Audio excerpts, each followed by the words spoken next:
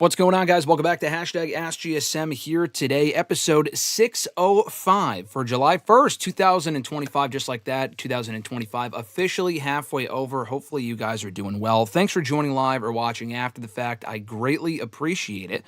A whole bunch of to get into here before we get going with the actual questions, of course, and addressing everyone joining us here in the chat. We'll just get out of the way right out of the gate. Shout out to our channel members, Alexis, Miss Mon Matthews, Dillon, DiGiacomo, Mrs. Renee, DJ Swerve1. Find him on the IG at Swerve1, WON, that is.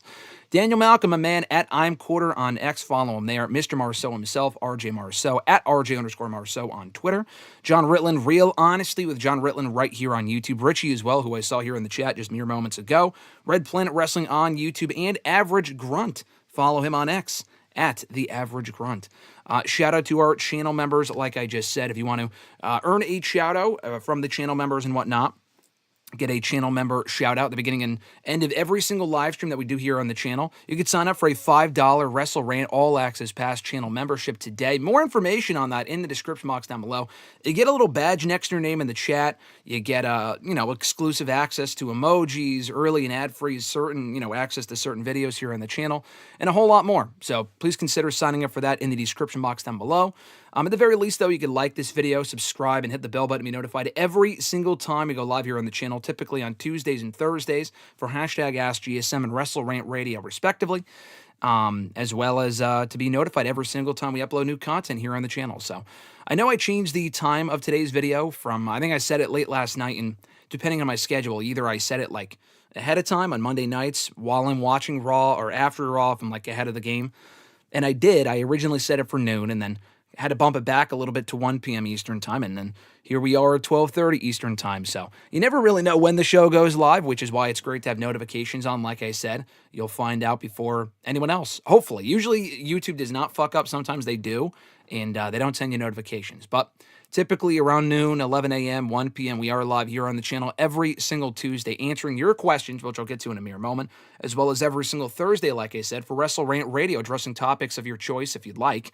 If you are a channel member, one thing I forgot to mention earlier, if you're a channel member, you can bring up topics that you want me to discuss on WrestleRant Radio first and foremost, or have questions answered before anyone else on the show. Again, like I said, if you are a channel member. So that's WrestleRant Radio on Thursday. Today's #AskGSM. If you have questions you want me to answer, in addition to joining live, which I'll get to in a mere moment, you can send in your questions in advance over on the Twitter machine, X, whatever the fuck they call it now, at WrestleRant with the #AskGSM. Find me on Facebook as well, facebook.com/gram.gsm.matthews. Drop a comment on the post. I usually put up on Monday nights, WrestleRant, like I said, the Facebook page.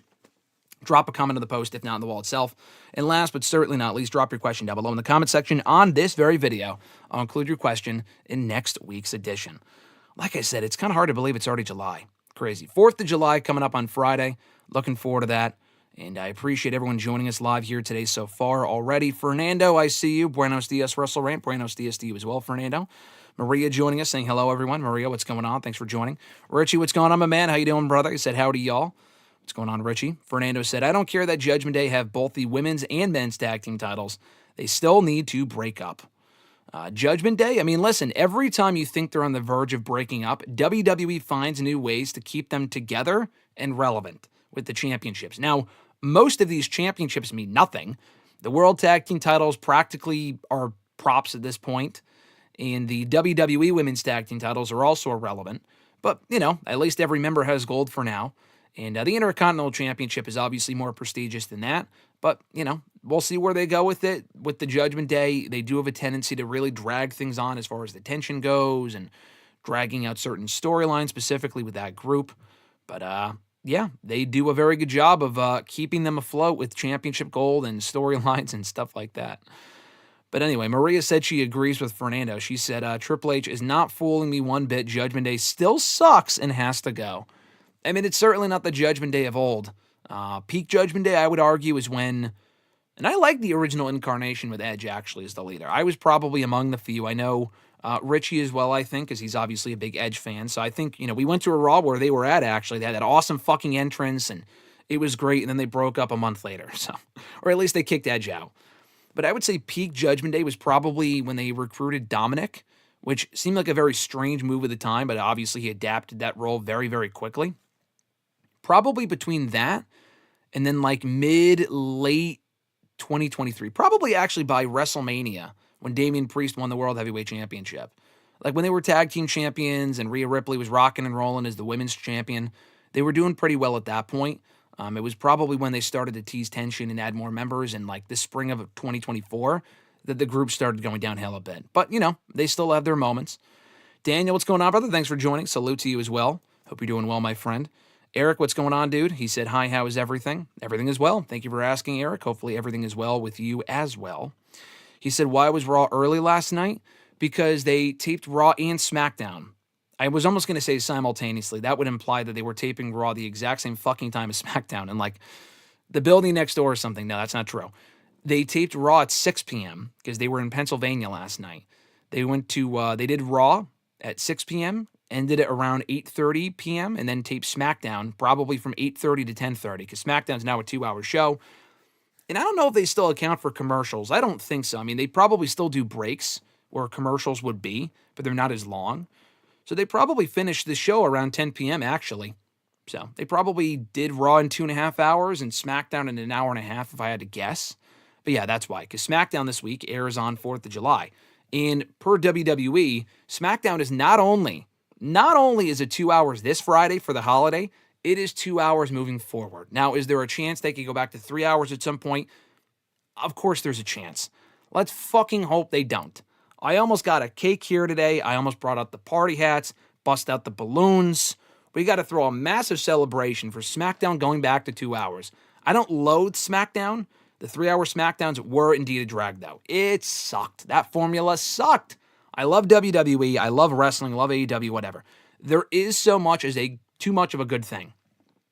And quite honestly, I feel like there's, with WWE specifically, they tend to take something that's good and then do more and more and more of it. And then it's like, I'm kind of sick of this. And honestly, as you get older, too, you get busier. Like, if I was in middle school still or even high school, I would probably love the fact that we were getting 3-hour Raws and 3-hour SmackDowns and all these pay-per-views. But as you get older, at least me anyway, at least I could personally say this, like you get busier, you got other shit going on. It's not that I don't want to watch the shows. A lot of people fall out of the shows because there's just too fucking much of it. And I watch it anyway for work purposes, but I want to watch the shows anyway for my own personal enjoyment. There is just such thing as too fucking much wrestling. And thankfully they have reduced Raw to 2 hours and 15 minutes some weeks, which is perfectly fine with me. And then SmackDown is going to be back to 2 hours on USA. So thank God. I am looking forward to that. Let's see. Richie said big edge mark over here. He also said The Other Side is a great song. Yes, I was very bummed when it was inevitable, but I was very bummed when they got rid of it for the Judgment Day theme song. Earlier this year, I think they finally ditched it. It was fun while it lasted. We got it for a good 3 years. Edge left the company in late 2023. But they still use that song even after he left the group and even after he left the fucking company. So I'm just happy we got it for as long as we did. Great song. Judgment Day is really out here standing the test of time. Good for the group, I guess. Seriously, they've been around now for 3 years? A little over 3 years since the spring of 2022. Because I think Edge first introduced the group at WrestleMania 38. So it's been over 3 years, which is kind of crazy. At this point, they're going to last as long as the Bloodline did. And no, not what we're getting right now with Jacob Fatu and Solo, or not really Fatu, actually, he's out of the group. But like Hikuleo, Tonga Loa, and all those guys, that is not the Bloodline. The Bloodline ended officially when Solo lost the Ulafala to Roman Reigns on the Raw 6, the January 6th Netflix premiere Raw, back in January. The Bloodline ended at that point. What we're getting now might be Bloodline, Timu Bloodline, but it's still not the Bloodline. Anyway, Richie said, let's be honest, that group breaks up. There are certain members that may or may not flourish on their own. Yeah, I think Raquel's honestly been a good fit for the group because her main roster run up to joining the Judgment Day was not great. And I like Raquel. I think she's good. They have much better women than her, but she is good, and she never really found her footing as a babyface. She just was not great. So, I think...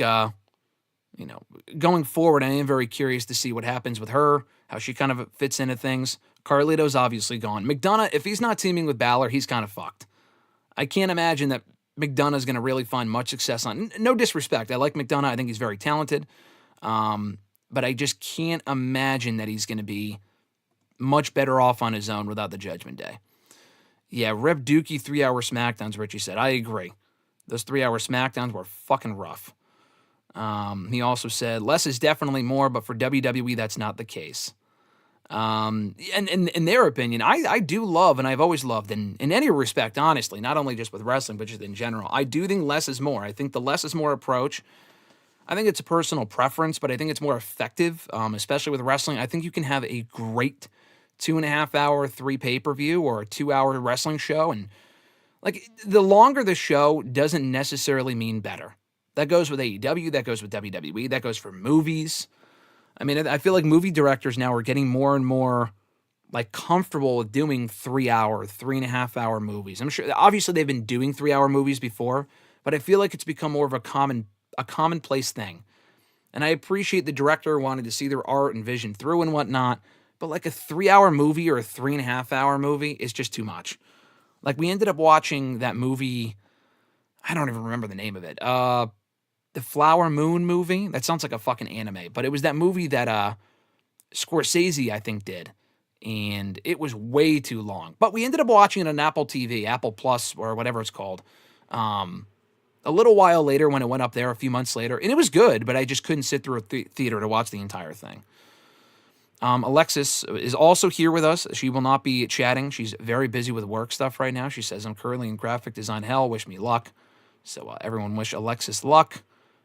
She didn't almost join today, but there was a possibility that she could once again be on the show. But I said, got to keep it special. I didn't tell her this, but got to keep it special. She was just here last week, so check out that episode if you haven't already. Daniel said, haven't watched full Raw or SmackDown in a good while. I just watch clips, check socials, or listen to you or a Solid Monster stream. Hey, that's the fucking way to do it, Daniel. That's what I like to hear. I never miss a full Raw or SmackDown, but regardless, I catch Solid Monster streams. Literally every single one, the Raw reviews, the SmackDown reviews, the Dynamite reviews, the pay-per-view reviews, the podcast on Sundays. I have a problem. But that's what a lot of people, I feel like, do, because social media is such now, and WWE knows this, that they'll get more engagement and get more people watching their show on social media, honestly, through the clips than they do watching the entire thing through on Netflix. Like, they upload the full main event sometimes for Raw on their YouTube channel. And these shows are easily accessible on Netflix and USA Network and stuff like that. But you can practically watch the entire match and entire moments and entire promos and stuff just by scrolling through social media. So, I mean, it's been like that for a long time. I've heard people doing that for a while now, but now it's easier than ever to do that. Rip 2-hour SmackDown, Fernando said, I said we'd be having a celebration. Maybe we should be having a funeral. I feel like if we had a funeral for 2-hour SmackDowns, that would imply that we're sad about it, but we're actually very happy. I'm not going to relate it to someone like dying, but you're happy they're dead, so you're going to throw a party instead. I think that's too grim. But I will say that I am very happy that the 3-hour SmackDowns are dead, that we're back to 2 hours. I mean, technically SmackDown didn't die. That's the thing. SmackDown, we can't really throw a funeral because, we say rip 2 hours or 3-hour SmackDowns. You said 2-hour SmackDowns, Fernando. You mean 3-hour SmackDowns. Don't get it confused here. We need the 2-hour SmackDowns, not the 3-hour ones. But, even still, I am happy that we have reverted back to 2 hours, and the 3 hours are hopefully a thing of the past permanently. Yeah, Richie, thank you. Killers of the Flower Moon, that's what it was called. They put it out in theaters back in the fall of 2023. I'm sure, obviously, it did well. I think critically it did really well. It's a Martin Scorsese film. I thought it was good. Didn't think it was, amazing, but I thought it was good. And then they put it on Apple TV, a couple months later, which I appreciated because that allowed me to watch it in full without, taking bathroom breaks, all that sort of stuff that you are provided the opportunity to do when you watch something in your own home, on your own couch, on your own time. Richie said that movie really made my life hell at work with all the files that they kept sending us. The files they kept... about Killers of the Flower Moon? Yeah. Yeah, I forgot about that movie until I was reminded of 3.5 hour movies. Yes, Fernando, you meant 3-hour SmackDowns. I know what you meant. Noob said, good morning, Graham. Noob, what's going on, brother? Hope you're doing well. Thanks for joining as always. Great to see you. And, thank you for the questions as well that you sent in ahead of time. I will get to those momentarily. Actually, let's start getting into it right now. Actually, like I said, thank you to everyone joining live here in the chat, watching live, even if you're not chatting. Like the video if you haven't already. I would appreciate it Greatly helps out the videos and supports the channel, stuff like that. Helps with the algorithm bullshit and whatnot. So let's get into the questions that were sent in ahead of time. As we always do, I will answer a number of the questions here in the chat, or in the that were sent in ahead of time, and then I'll go back to the chat in a little bit. So if you're chatting something in and I don't see it, I don't address it, don't worry, I'm not ignoring you. I will get back to it momentarily. So we will start with Jordan B. from YouTube. His first question was for today's video: what is your favorite WWE 2K game so far? It's a good question. I haven't religiously played the WWE games as much as I was the SmackDown versus Raw games. That was a time when I was getting the games every year and playing it for months on end. I still play the 2K games now because obviously I do GM mode. I don't really do the other stuff quite as much. I got back into it like when I started doing GM mode with 2K22. 2K22 was a great game because I feel like that was their first really great game in a long time. 2K20 was a fucking mess. I owned all the other games. I owned all of them, really. I think 2K14 through 2K19, I had them all. I would play them all very briefly, and then I would just... The thing is that they would come out these games on systems I did not own. My brother did, so I would play them on my brother's system when I had the chance, but that wasn't very often. I was at school. It just didn't really work out. So none of those games probably. It would probably have to be either 2K22 or anything from 2K22 onward. Probably either the current one or 2K22. Probably 2K22. I spent a lot of hours beyond just the GM mode stuff, creating characters, doing the story mode, and I've enjoyed all the story modes, but I would probably go 2K22 because that was the first game they put out in a few years. 2K was gracious enough to send me an advanced copy of it, which was great. I've been able to work on the other games as far as like interviewing talent for them and going to the launch party and stuff over Rumble Weekend, which is awesome. But like the first game that kind of started that for me and the relationship that I have with 2K was 2K22. So probably that one, actually. His second question: how would you have written off Carlito from the Judgment Day? Another good question. I mentioned at the time, about a month ago when he announced, actually a month ago today when he announced his departure from WWE, that they weren't renewing his contract, that it would have been nice if they had written him off the show. Now, I know that's not how WWE works. That's not how wrestling works. If someone is leaving on their own terms, they will typically write them off. But if they fire that person or they're not renewing their contract, very, very rarely do they actually take the time to address their absence and explain where they went, or take the time while they have them still under contract to have them put someone else over on the way out or do an injury angle.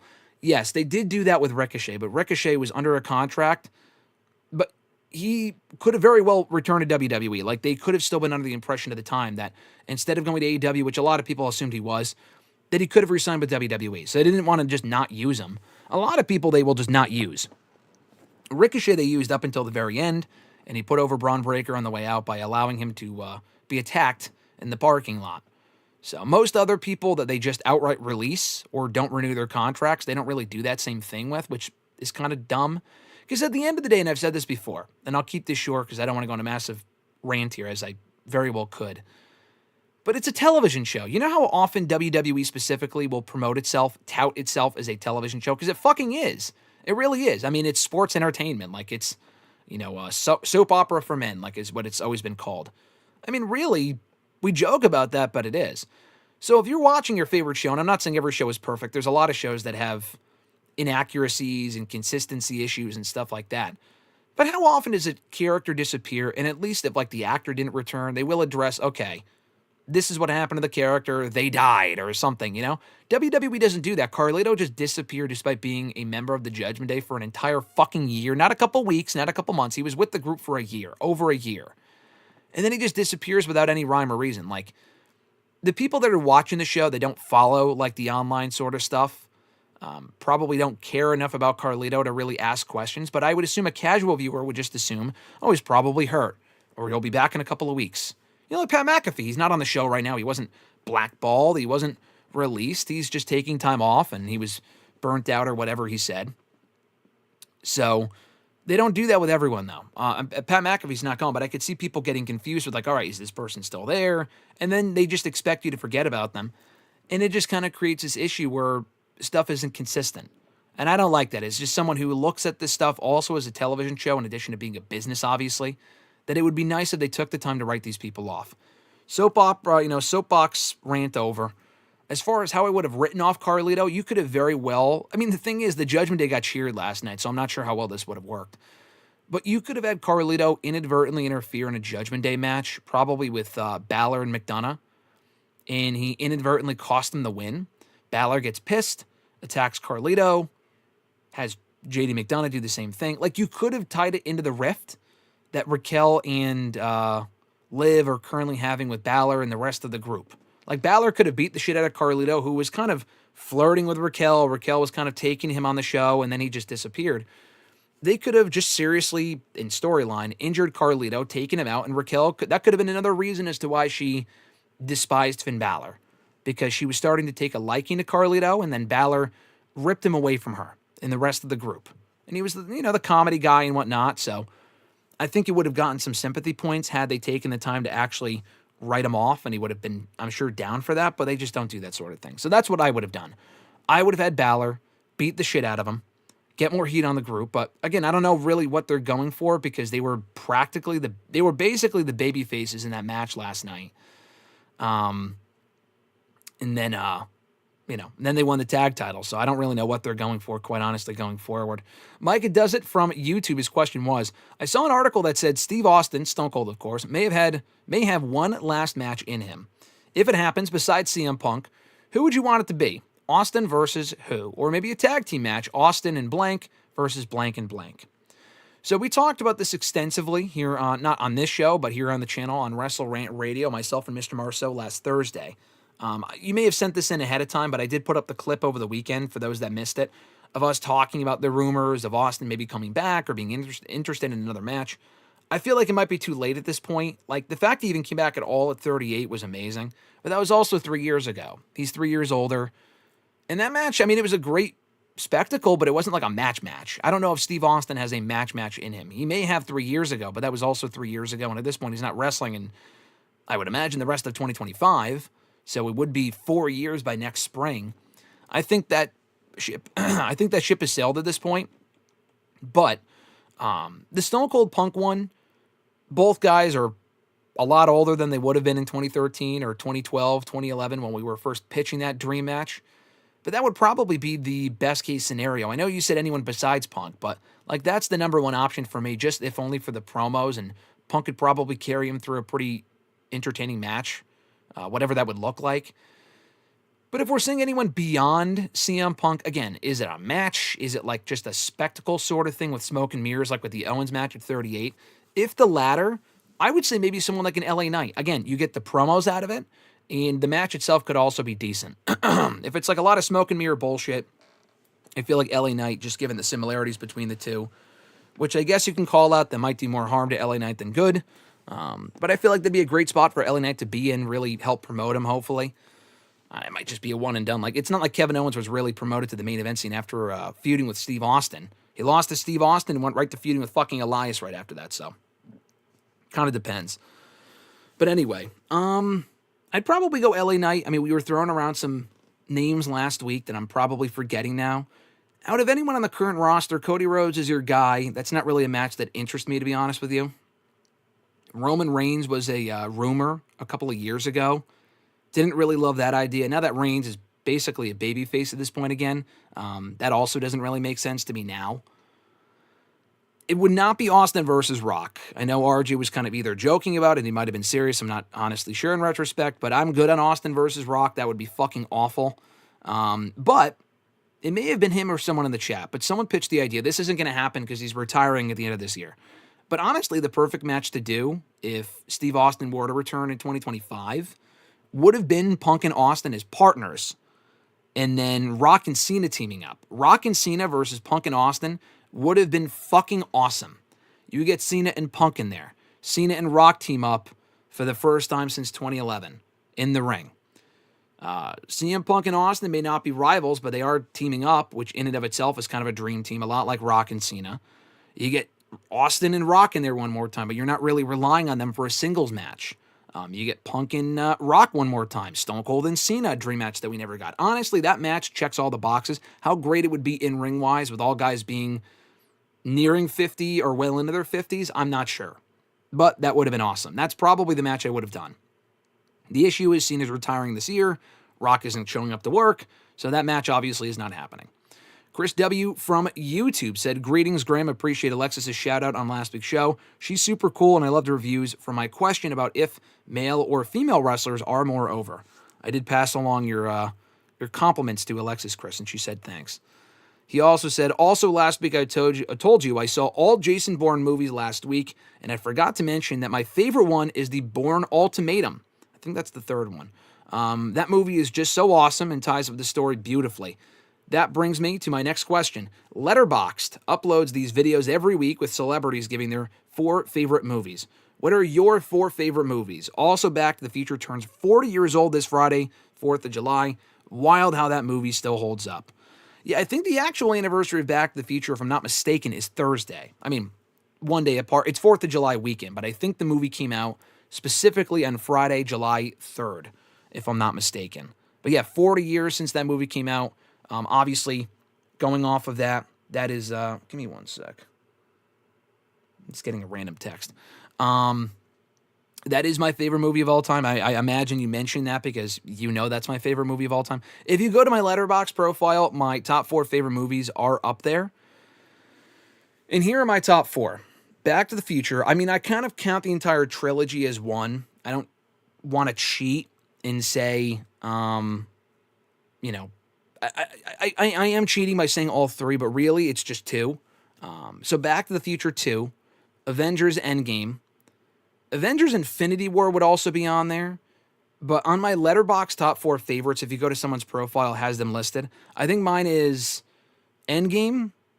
I don't think Infinity War is there because I wanted to spread it out a little bit. Ghostbusters and Greatest Showman, I think. Let me check. Honestly, I don't really know what my fucking top thing is. But yeah, my top 4 favorite movies off the top of my head would be Ghostbusters, Endgame, Infinity War is up there. That would probably be 5. I don't want to say both are my top 4 because I just feel like I want to spread the love a little bit. I love the Muppets movie from 2011. Greatest Showman is up there. Give me a second here. All right, so my top 4 movies on Letterboxd are Back to the Future 2, Avengers Endgame, Ghostbusters, the original, and The Greatest Showman. I mean, really, it's Back to the Future, Endgame, Ghostbusters, and then Infinity War, and then Greatest Showman would be 5. But if we're going off of, I like to include variety here. I didn't want to put Endgame and Infinity War in my top 4, but realistically, it would be Infinity War, Ghostbusters, Endgame, and then Back to the Future 2.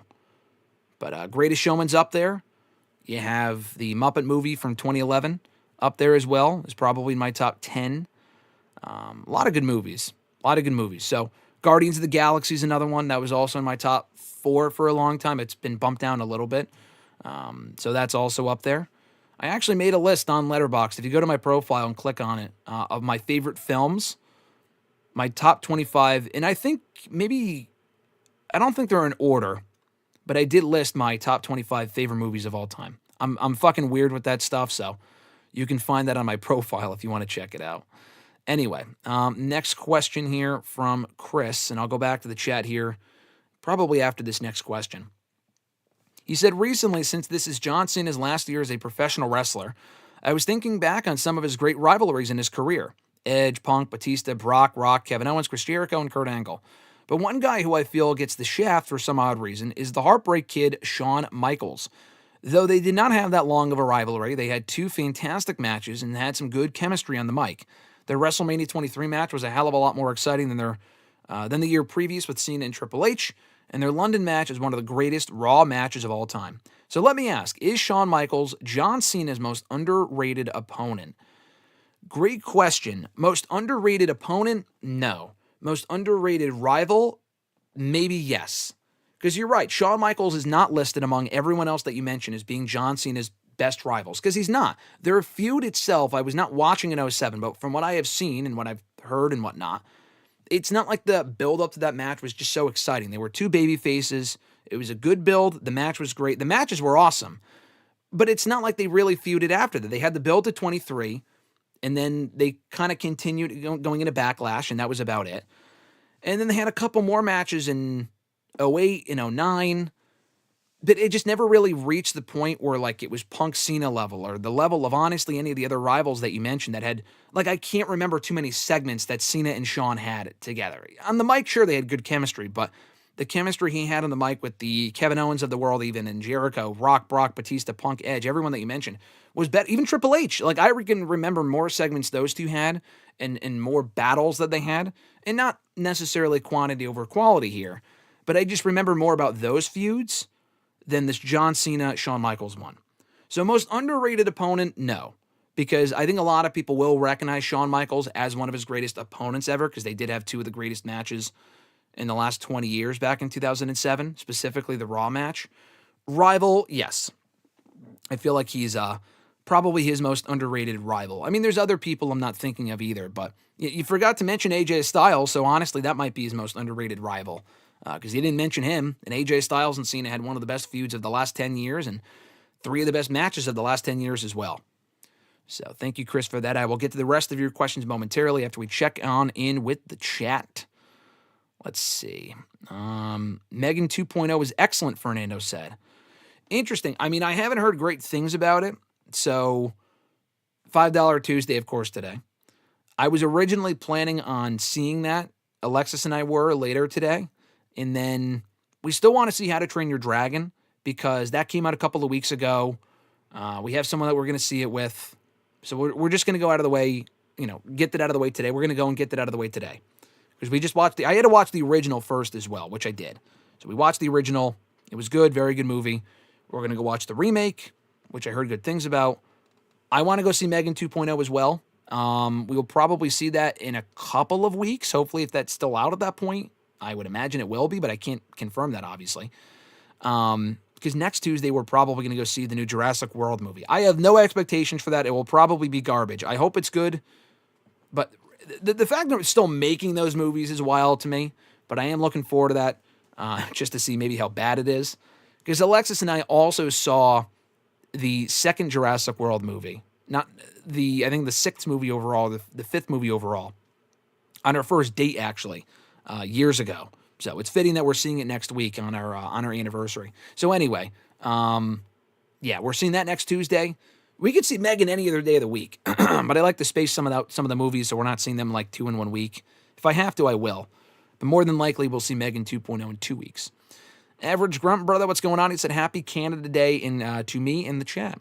Happy Canada Day, Average Grunt. Happy Bobby Bonilla Day as well. To any Mets fans out there, MLB fans. I know about Bobby Bonilla Day, okay? I'm not the biggest sports guy in the world, but I know about Bobby Bonilla Day. Canada Day as well. Grunt, happy Canada Day. Hope you're doing well, my friend, and enjoy the day. Noob said, have you seen Jade Cargill cosplaying as Storm from X-Men and Night of Champions? To be honest, I would like to see her in the MCU as Storm at some point. Yes, I did see the gear. It looked awesome. The question is, could she hold her own in that role? Like, would Jade really be a good actor? I don't know. An actress?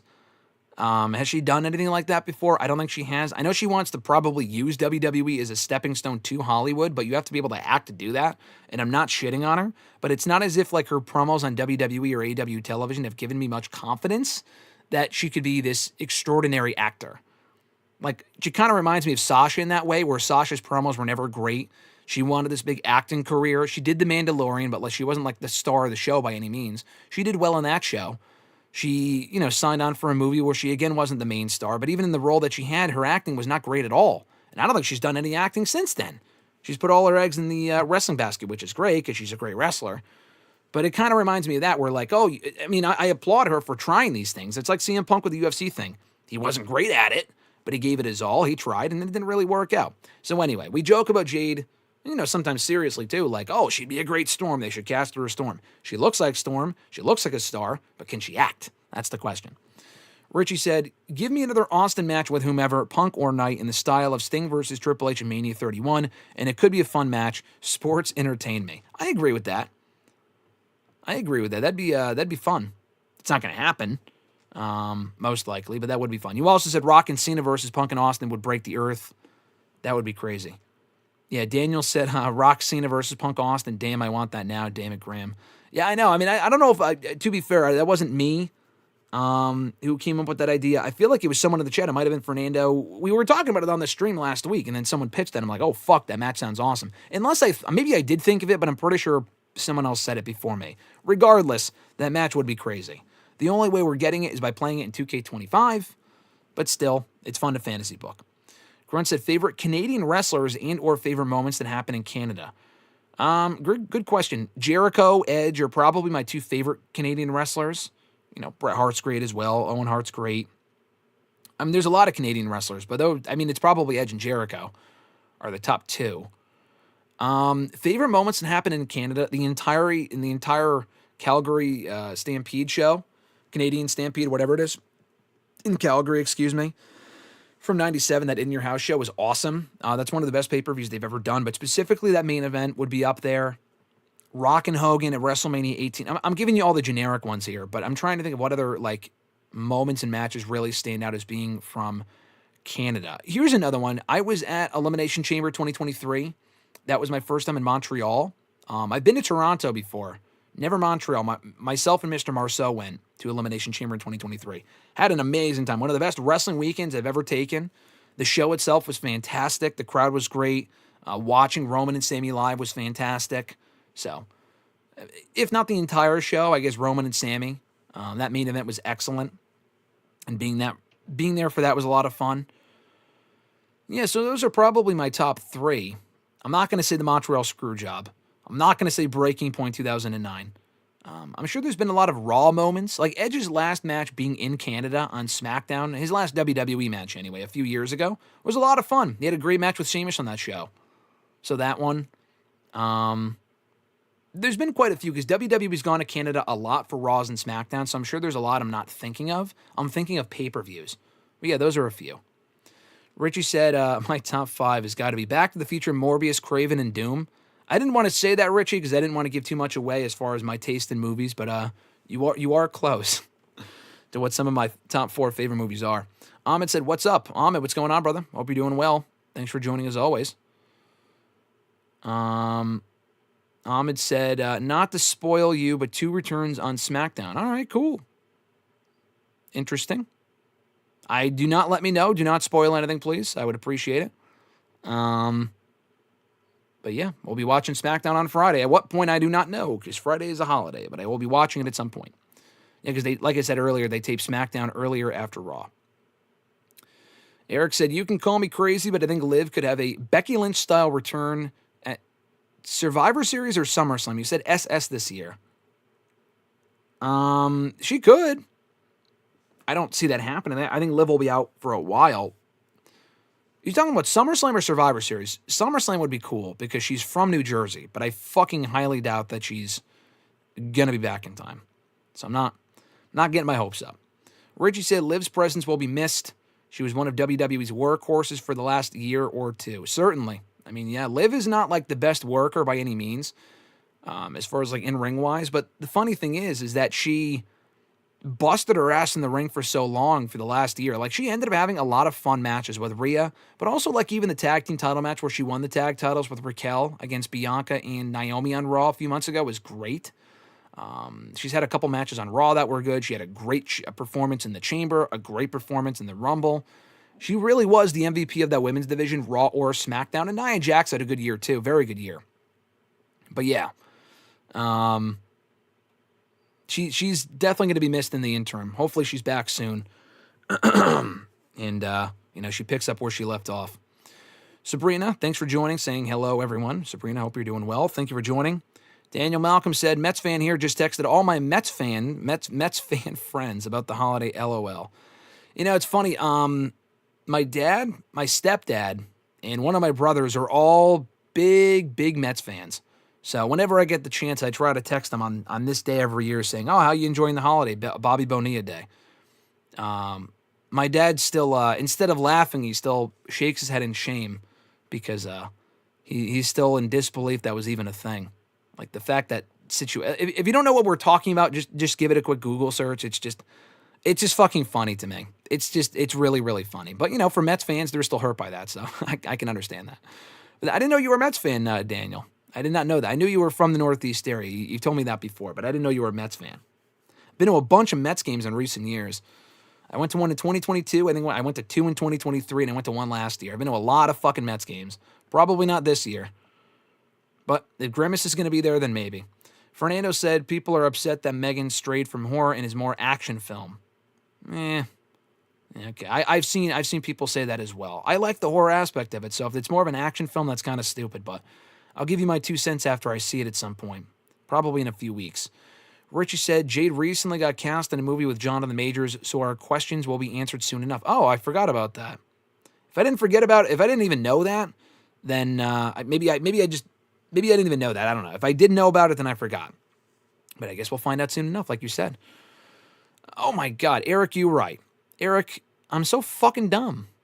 You said Christian isn't in your favorite Canadian wrestlers list. He is. I'm so stupid. How could I forget about the patriarchal leader, Christian Cage? And I'm not even being sarcastic. Christian is legitimately one of my top favorite. Like, he's above Edge and Jericho in my book as far as favorite wrestlers. My favorite wrestlers of all time are Regal, Punk, and Christian. And then Styles is the 4. They're my 4 Mount Rushmore. Jericho is probably 5. Edge is in the top 7. He might be 6 or 7. Love Miz too. But anyway, I don't know how I forgot about Christian.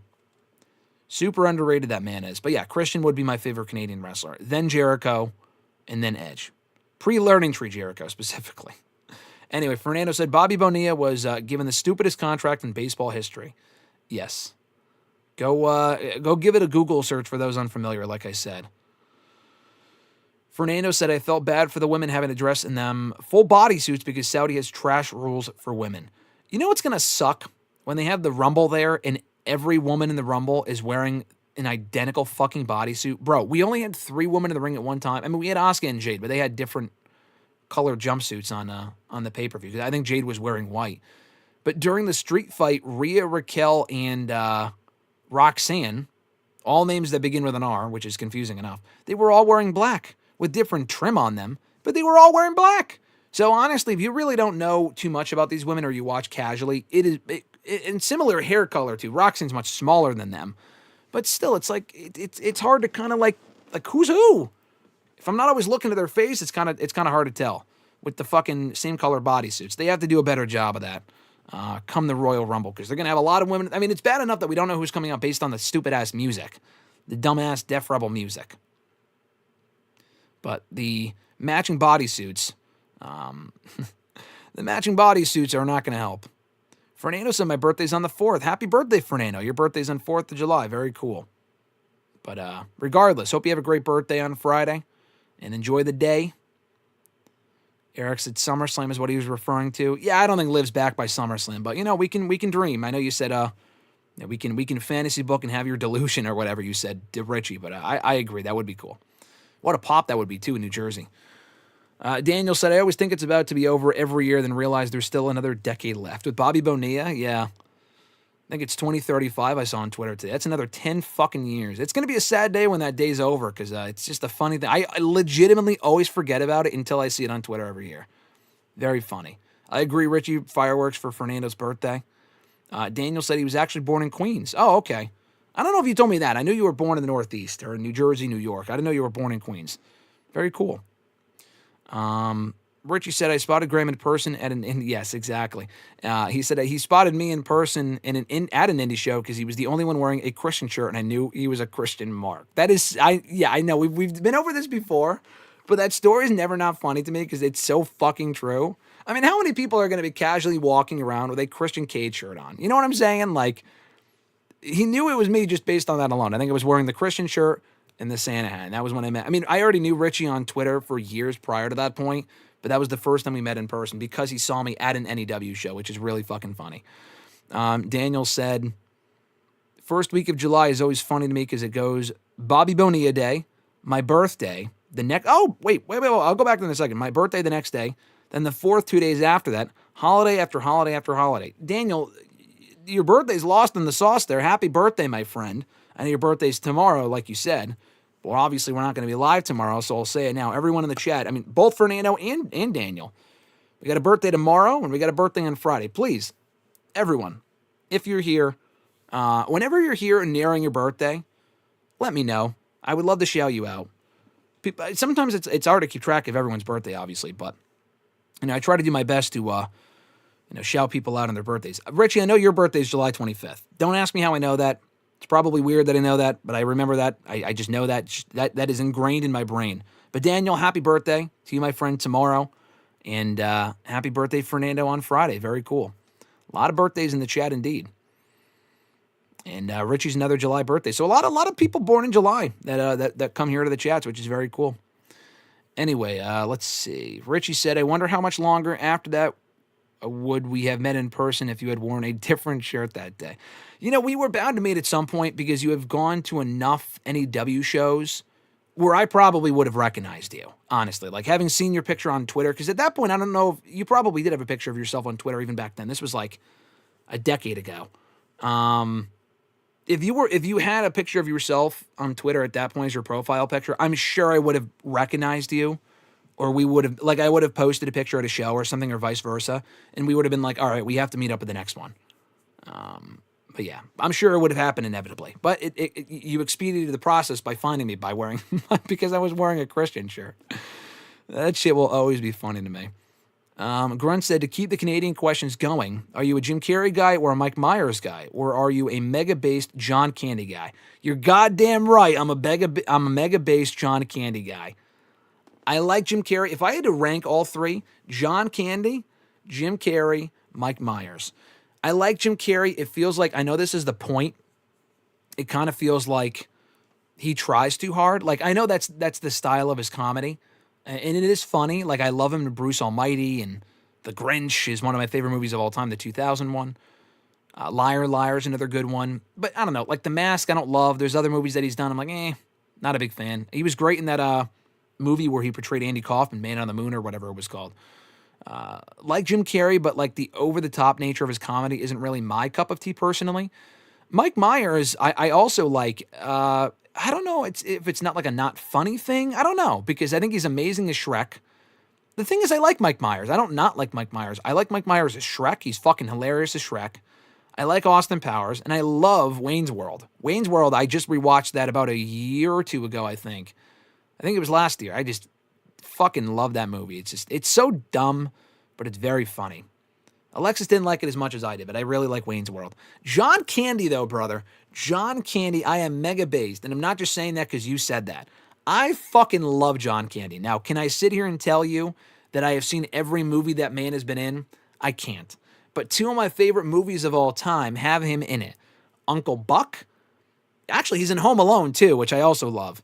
But he's in Home Alone. Uncle Buck's a great movie.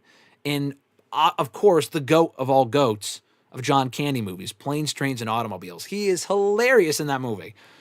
John Candy's amazing. I'm sure there's other John Candy movies that I've seen that I'm not thinking of, but those are the top three. He's not even really in Home Alone all that much, but he is great in that movie, though. John Candy for life, baby. Yeah, happy early birthday, Fernando. A lot of birthdays in the chat. Daniel and Fernando. Ahmed, my birthday was this past Sunday. Oh, Ahmed, your birthday was 2 days ago? Wish you had told me that ahead of time. I would have shouted you out last Thursday or last Tuesday here on the stream. But regardless, happy belated. I was going to, like I said before, a lot of July birthdays, but your birthday was in June. It would have been June 29th or you said Sunday, right? Yeah, so June 29th. Very cool. Happy birthday, Ahmed. 24 is a great age. It's all a great age. But I hope you have a great year, and happy birthday. Hope you celebrated well. Always great when your birthday falls on a weekend. It's always the best. Specifically on like a Friday or Saturday, because then you have the weekend coming out of it too. But if it's on a Sunday, you have the weekend leading into it, which is also great too. So yeah, happy birthday, Ahmed. Happy belated to Ahmed. Happy birthday to Fernando on Friday. Happy birthday to Daniel tomorrow. You guys are great. Hope you guys all have a great birthday. Richie said, I envy your memory, Graham. Yes. It's a gift and it's a curse. Grunt said, I am 2 Are you fucking kidding me? Grunt is also having been born in July. You were also born in July, Grunt? Grunt, when is your birthday? Grunt, let me know when your birthday is. That is fucking... How many... Is that like a requirement? Like you can't chat in here unless you were born in the last, 30 days? Or will have been born in the next 30 days? That is insane. My birthday was only a month ago. So, we're not that far off here. Summer birthdays for the win. Fuck yeah. If your birthday's in the spring, I feel bad for you. Because we have a certain click going on here now. This is funny. How do we not put this together sooner? Let's see. July 20th, good sir. Oh, okay. So your birthday is going to be coming up. What's today? July 1st? So that's a Sunday, isn't it? It's a Sunday. Is there anything going on that Sunday? I don't think so, right? I'm looking at my calendar. Oh, I forgot to switch my calendar. My calendar's still in June because it's July 1st. Yeah, I think that's a Sunday. Very cool. July 20th. Great day. Hope you enjoy the day, Grunt. And obviously we're not live on that day, but I'll give you a shout out. Just remind me as we get closer, and I'll try to shout you out on the show before or after your birthday. And I agree, Noel, the year is indeed going by fast. The years always go by fast. I feel like as you get older, the years only honestly accelerate. Things only go quicker because you have more shit going on. So you have to take the time to try to enjoy it while you can. Because the time is not going to, time will pass regardless. So try to enjoy it while you're in the moment. Let's see. Yeah, fuck yeah, Graham Grunt says, rip John Candy the GOAT. Seriously, gone too soon. He also voices the bird in Rescuers Down Under. I think I know that movie. Did not know he voices the bird, though. I think I've seen that movie. Did not know he voiced the character in there, though. Daniel said, I also love Home Alone and have seen part of Uncle Buck for a long time. Didn't even realize John Candy had passed away so long ago. Seriously, that's why he's not in anything now, because he died, decades ago. But the man was still putting out, bangers, with those movies. They all came out within a couple of years of each other, like Planes, Trains, Uncle Buck, all that shit in Home Alone. They all came out in the 90s. I know he's done other stuff, too, that people would tell you is great. I'm just going off of those three movies. Those are my... unless there's one I'm not thinking of off the top of my head, but those are my top three favorite John Candy movies. One day off of having the same birthday as Robin Williams. Oh, man, that would have been cool. Very cool to have, been so close to Robin Williams' birthday, though. Robin Williams also fucking hilarious. One of the best, funniest people. Oh, Cool Runnings! Alexis reminding me of a movie that I like even more than she does. I don't know how I forgot about that, but she did.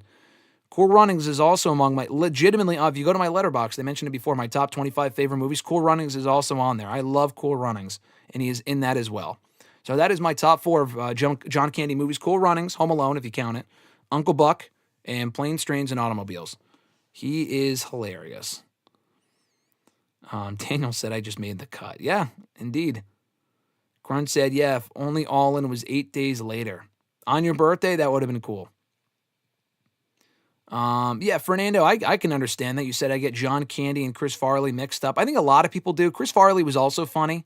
I'm not not remotely as big of a fan of his work as John Candy, but I like Chris Farley in Billy Madison as the bus driver. A stupid-ass role, but he's pretty... I mean, that whole movie is just so fucking dumb that it's funny, but Chris Farley is pretty funny in that movie as well. When he steals all the lunches, it's just stupid. Grunt said, yeah, at least I'm the same sign as him. I'll take that. That's pretty cool. Daniel said, rip to both. Yeah, rip to both Chris Farley and John Candy. Gone too soon. All right. So I'm going to pull up the chat here. Not the chat. I was already talking to the chat. I'm going to pull back up the questions. We'll answer some more questions. I'll get back to you guys momentarily. So, like I said, do not think I'm ignoring you. I'm going to read off some more questions, answer them, and then we'll get back to the chat in a little bit. Chris's next question was, from earlier, Chris W. that is, I've heard many times how huge of a fan you are of Sir William Regal, and I myself am someone who thinks very high of him as well. I always thought he was an unbelievably good worker, even back when he wrestled Claudio Castagnoli in NXT that one time, and over time, he grew to be quite a great on-screen character in promo. I also really liked his AEW run for as short as it was. What do you think now that he can't get in the ring anymore is the legacy of Mr. Regal? Good question. First of all, I agree with everything you said. I feel like his in-ring work was underrated. The on-screen character stuff as the GM was when I got... I would not be probably into wrestling had it not been for William Regal, quite honestly. In the stuff he was doing as Raw GM in 2008. Then he was a great NXT GM. I love the AEW run too. It only lasted 9 months, but it was awesome. I love the Blackpool Combat Club. Everything from the way he was introduced up until the way he left in 2022 was fantastic. But anyway, his legacy in wrestling, I think Regal will go down as one of the more underrated performers of all time. In terms of someone that was so great in the ring and as a character on the mic and as a character as well specifically. but never got his just due as a world champion performer. Like, I put him, like we talked a few months ago, someone asked the question about best wrestlers to have never won a world championship. William Regal's on that list for me. Top 3, probably not, but like, in WWE, that is. We're talking like the Pipers, the Jake the Snakes, people like that, Rick Rude. Regal may not be as top of the list as those people, but he would still be in that conversation. I feel like if they really pushed him at that level and attempted to push him as a main event caliber performer in like the mid-2000s, I feel like it would have worked. The Attitude Era, like there were too many stars that were way better and bigger than he was, that they were not going to push below Regal. But like in the mid-2000s, I feel like it would have worked. Mid to late 2000s, I feel like he could have been a great main event guy for that company, or at least for a little while as the World Heavyweight Champion. So I just feel like underrated, and I'm biased because I love Regal, but underrated is always the first word that comes to mind for me with William Regal. Justin K, he said, I'm back. Justin, what's going on, brother? Justin has been sending in questions on and off to the show for a very long time. Honestly, probably close to a decade. I don't think it's today. Honestly, I think next Tuesday, for those curious, I think next Tuesday is the exact anniversary of hashtag AskGSM. I started doing the show 12 years ago here on the channel. Over 600 episodes later, 12 years later, we're still fucking going strong. But I think next Tuesday's episode, 606, is the exact 12-year anniversary of the show. But that just reminded me because Justin's been sending in questions for, like I said, like a decade. I don't remember the first question he sent in, but it's been a very long time. Anyway, Justin, thank you for sending in your question. Hope you're doing well. And I know you had mentioned to me on Facebook yesterday that you were at the Against All Odds show a couple of weeks ago, which is cool. Hope you enjoyed the show like you said. Anyway, he said, watching back on some classic chamber matches, and I was intrigued with the tag team concept. Do you think that a tag team chamber is something that could come back, and would you be open to it? I could see the tag team chamber coming back. Am I open to it? Sure. But the thing is, the 2 tag team chamber matches I've seen were not that good. Like, there's been far better chamber matches than those.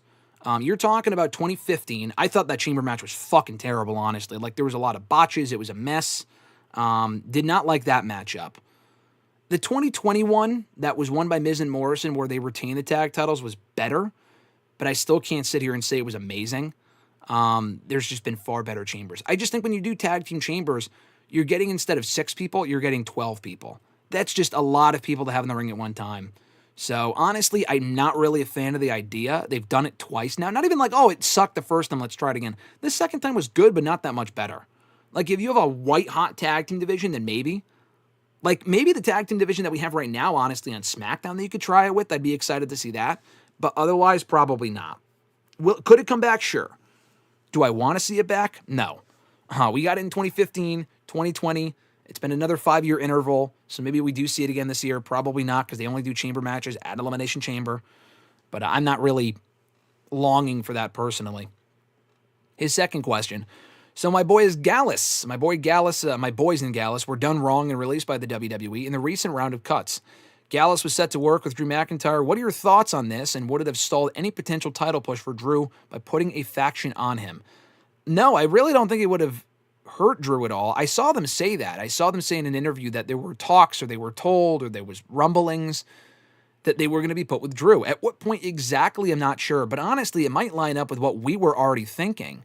And I've said here on this show before, I've said many places, last year would have been the perfect time to introduce Drew with a faction, because he was a white-hot heel on top.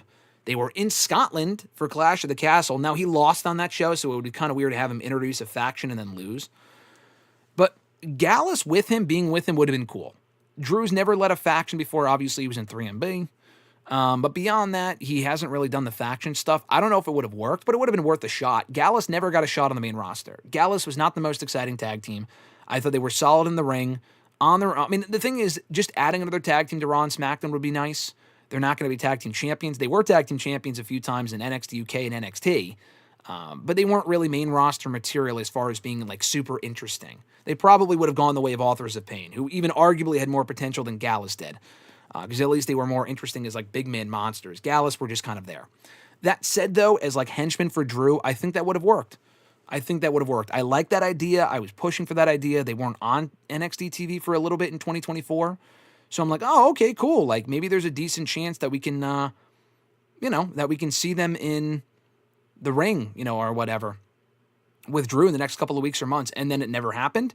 And then they were put back on NXT. They disappeared from NXT. They reported to Evolve, and they've since been released. So I like the idea. It's a bummer they didn't try it. And even if it didn't work, you could have just broken it up a little while later. No L said, do you see, like the Final Testament thing, like that, for example, like they tried with that. They didn't really think it worked. They never really got super over, and then they just released AOP and Paul Ellering, but at least they tried. No L said, do you see WWE pulling a double turn at SummerSlam between John Cena and Cody Rhodes? Good question. That was obviously the headline question for today's video, as you could tell. Do I see it? No. Would I want to see it? No. And the thing is, I think the execution would be cool because people are willing to cheer Cena anyway. And a certain segment, which is important to point out, only a certain segment of fans are ready to boo Cody Rhodes. Not everyone. Like, let's not start thinking here and over-exaggerating, thinking, okay, Cody's been booed at a few different shows. It's not overwhelming. This is not John Cena from 2008 or 2009, or even if it's like 70-30. It's the minority of people that are booing Cody Rhodes currently. I would not turn him heel right now. I know what he said in that interview last week where he's like, oh yeah, we're nearing the end of my babyface run, maybe in another 2 to 3 years. It may not even be that long. They could turn it before then.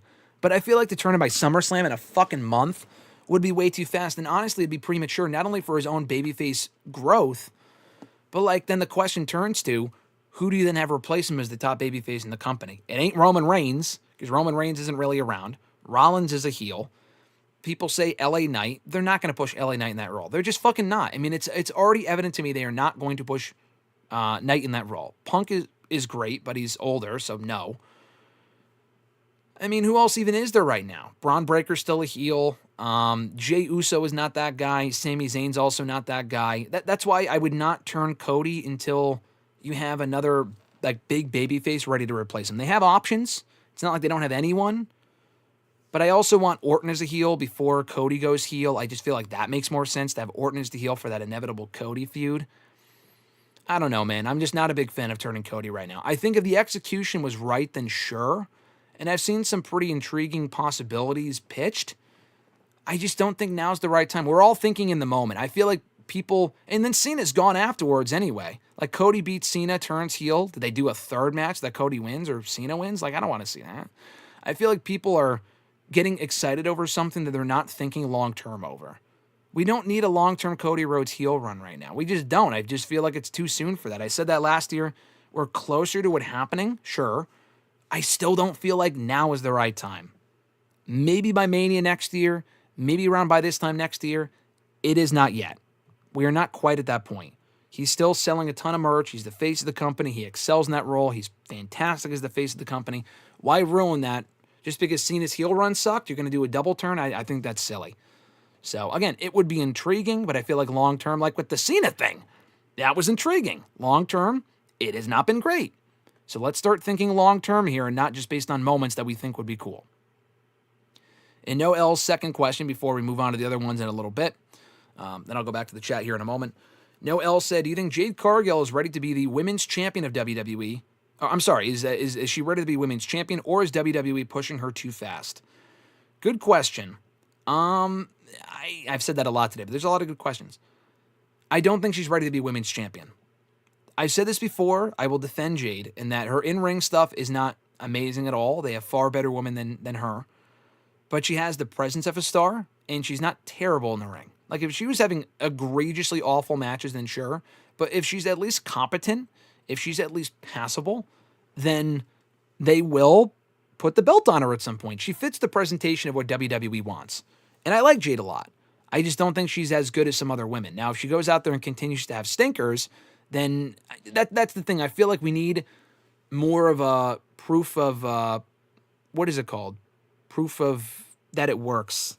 Oh my God, what is it called? You guys can correct me. Proof of concept, all right? We need proof of concept with Jade, where she needs to have a string of quality matches, not just the occasional good match like the one with Naomi Mania that I really liked. The matches with Roxanne and Asuka in the last week were not all that good at all. Especially the Roxanne one. That one was disappointingly bad. The Asuka one was fine. She needs to go out there and have some really good matches. And those are great women. It's not like she's facing fucking B-Fab or something. Like, she's facing two of the best women's wrestlers in the company, and she's still having average matches at best. That's not good, you know? And those women are certainly not the issue. Let's put it that way. She needs to improve and be better. I know she's been around now for years, so it might be too late that she's kind of hit her ceiling as far as in-ring stuff goes. But I would not put the belt on her now. If they put the belt on her now, she would probably have to immediately lose it to Naomi. That's the thing. Like, of anyone who could be champion right now, Tiffany's a better fit. Naomi's certainly a better fit. I would much rather have a Naomi in-ring run or a championship run than Jade right now. Even Bianca. I'd rather have the belt back on Bianca before it's back on Jade, or before it's on Jade for the first time. Jade can and will be champion at some point. I would not have it be now. And if she does win the belt, I would hope that she would quickly lose it. I just feel like an elongated Jade title run right now doesn't really work, brother. It just doesn't work. Wouldn't be the worst thing, but I just don't really feel like that works right now. All right, let me back up a little bit here in the chat.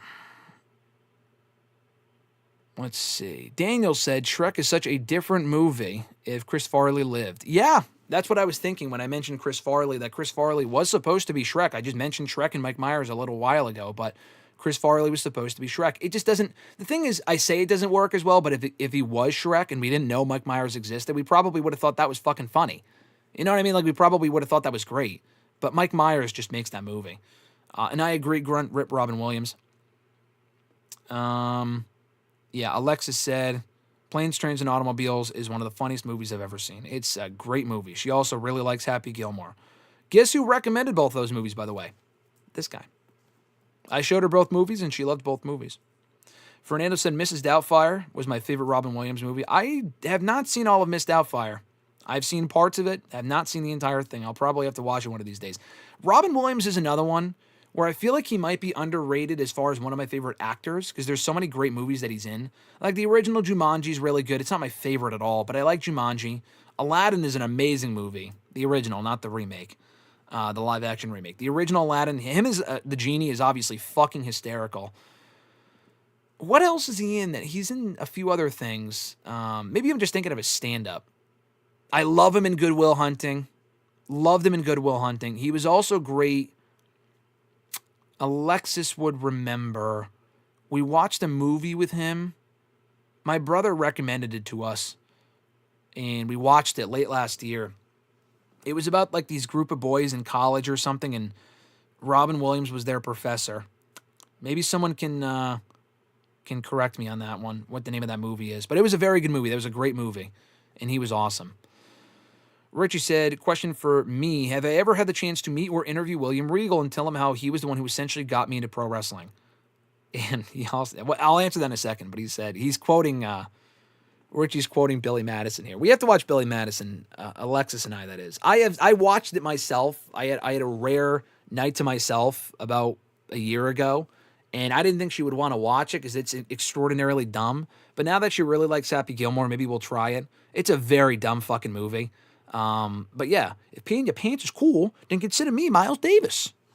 It's a great fucking line. Anyway, the William Regal thing, yes, and yes, Richie. So, when I first started interviewing WWE talent about 5 years ago, the one name I requested at least a few different times, and I never pissed them off, but I'm just thinking, I'm definitely annoying them by asking for him so many times. I asked the PR people, like, hey, if Regal's ever available, please let me know.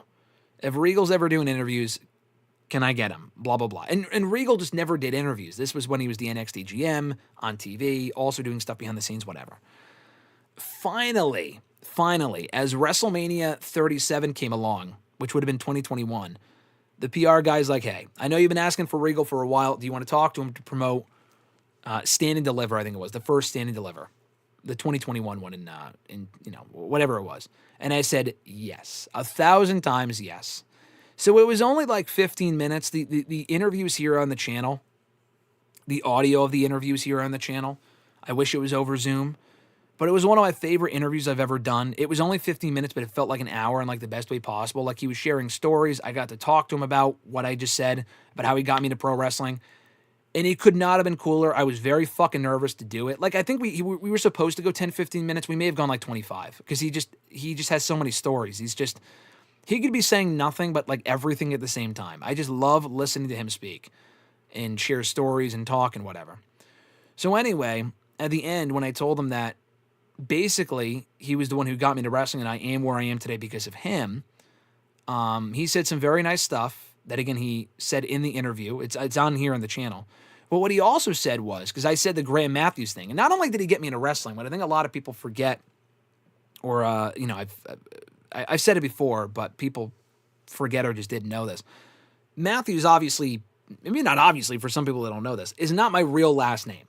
The reason I started using Matthews as a surname, as a pen name, for a few reasons. I like the sound of Graham Matthews. It's very English. My actual last name is more Italian. It's just, and also people couldn't pronounce it. They couldn't spell it. And not even like in the time that I've been, writing for Bleacher Report and stuff. I'm just speaking my entire fucking life. People would always mispronounce it.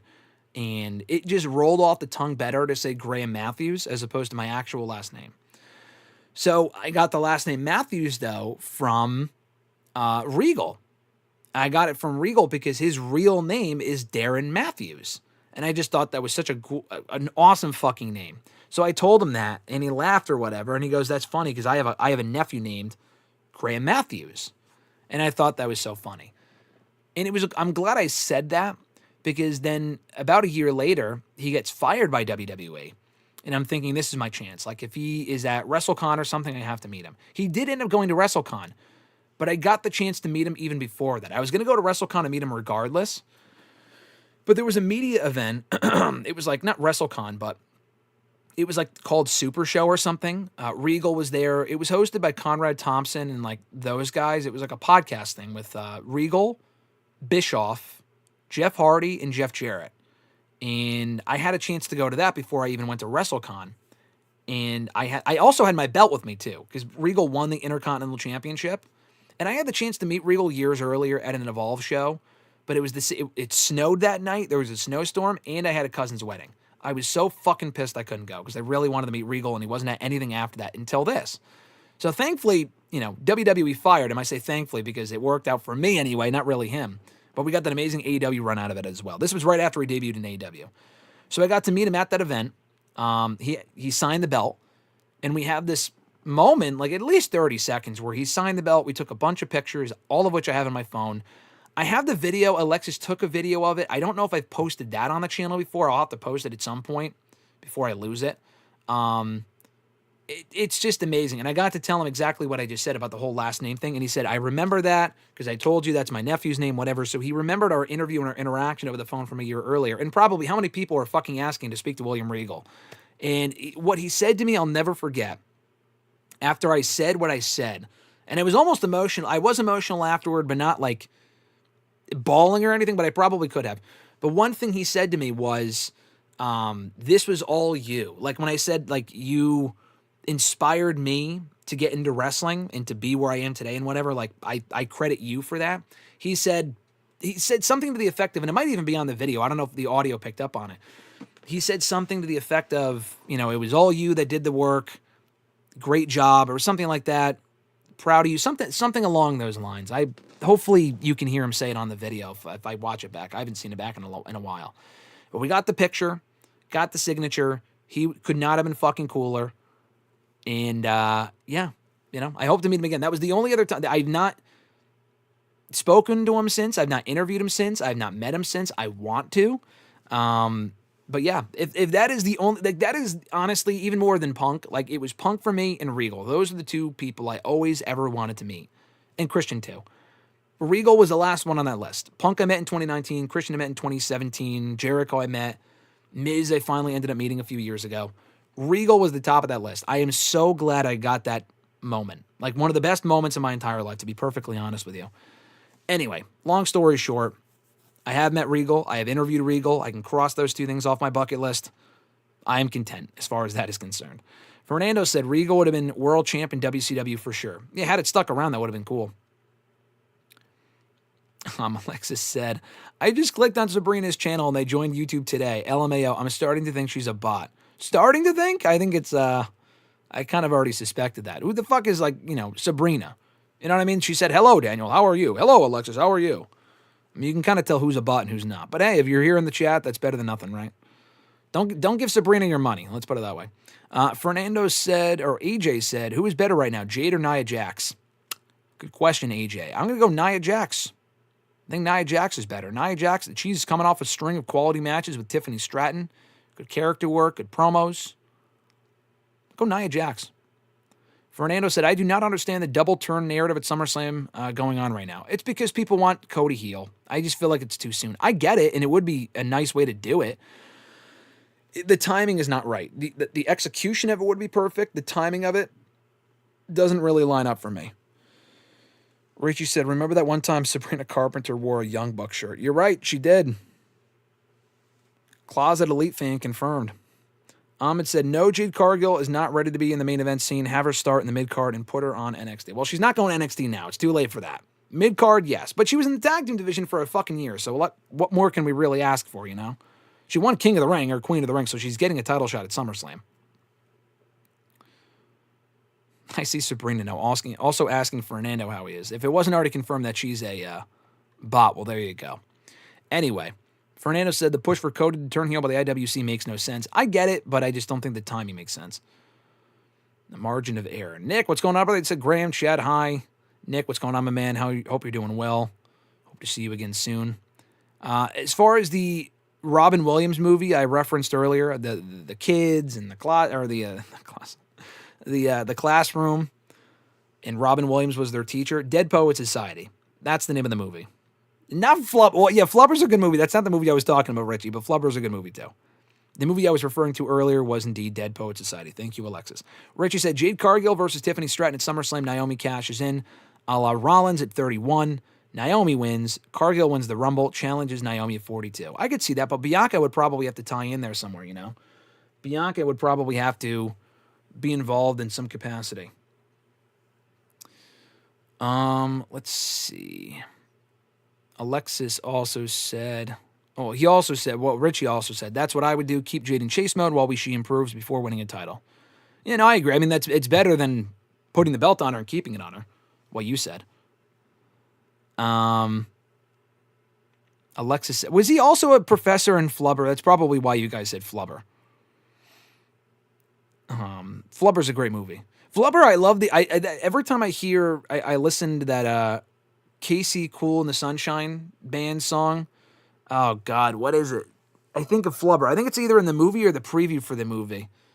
That Get Down Tonight. Ooh, Show a Little Flubber, whatever it is. It's like the Flubber remix. I always think of that song. I always think of that movie and Robin Williams every time I listen to that song.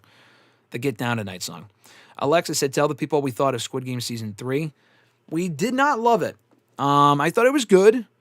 Season 2 was better. Season 1 was better. The ending we were not a fan of. It's because they're creating I won't spoil anything, but this is kind of obvious. This has been announced. They're creating a U.S. version of Squid Game. I think that's stupid. So therefore, this show doesn't really have a proper conclusion. It does. They tie up certain stories, but it's like, oh, okay. Show was good, but it kind of petered out there in the third season. The second season I thought was a lot stronger. Yeah, I thought it was fine, but we watched all of it in like 2 days. We watched 3 episodes on Sunday, the last 3 episodes last night. I do love 6-episode seasons. People fucking hate that. It's too short. I don't give a shit, okay? I like shorter shows. If I can get through it quickly, I don't care. Fernando said, I think Jade has had plenty of time to improve in the ring. I agree. Daniel said, there's a classic SVU episode that Robin Williams stars in. Oh, I did not know that. I feel like everyone at some point was in SVU at one point or another. And yes, Fernando, it was indeed Dead Poet Society. Daniel said about Robin Williams and SVU. He almost blows up Benson and Stabler. That's funny. Richie said, I don't think my wife has seen Billy Madison either. We can do a viewing together. Honestly, we might. You know what, Richie? First of all, we're still down to hang out on Saturday. Second of all, if you want to include that in the agenda to watch Billy Madison, I think that'd be fucking. I do not think they would like it, but I would like to see their reaction. That movie is just so fucking random. If you've seen it, you know what I'm talking about, Richie, but you might have to include that in the list of things that we want to do when we hang out. If you're still good on Sat, I'm like literally, I'm serious. If you want to include that in the stuff that you want to do when we hang out in a few days, I would be down for that. I feel like that would be very funny. Fernando said The Birdcage was another Robin Williams classic. I have not seen that. Interesting. Let's see.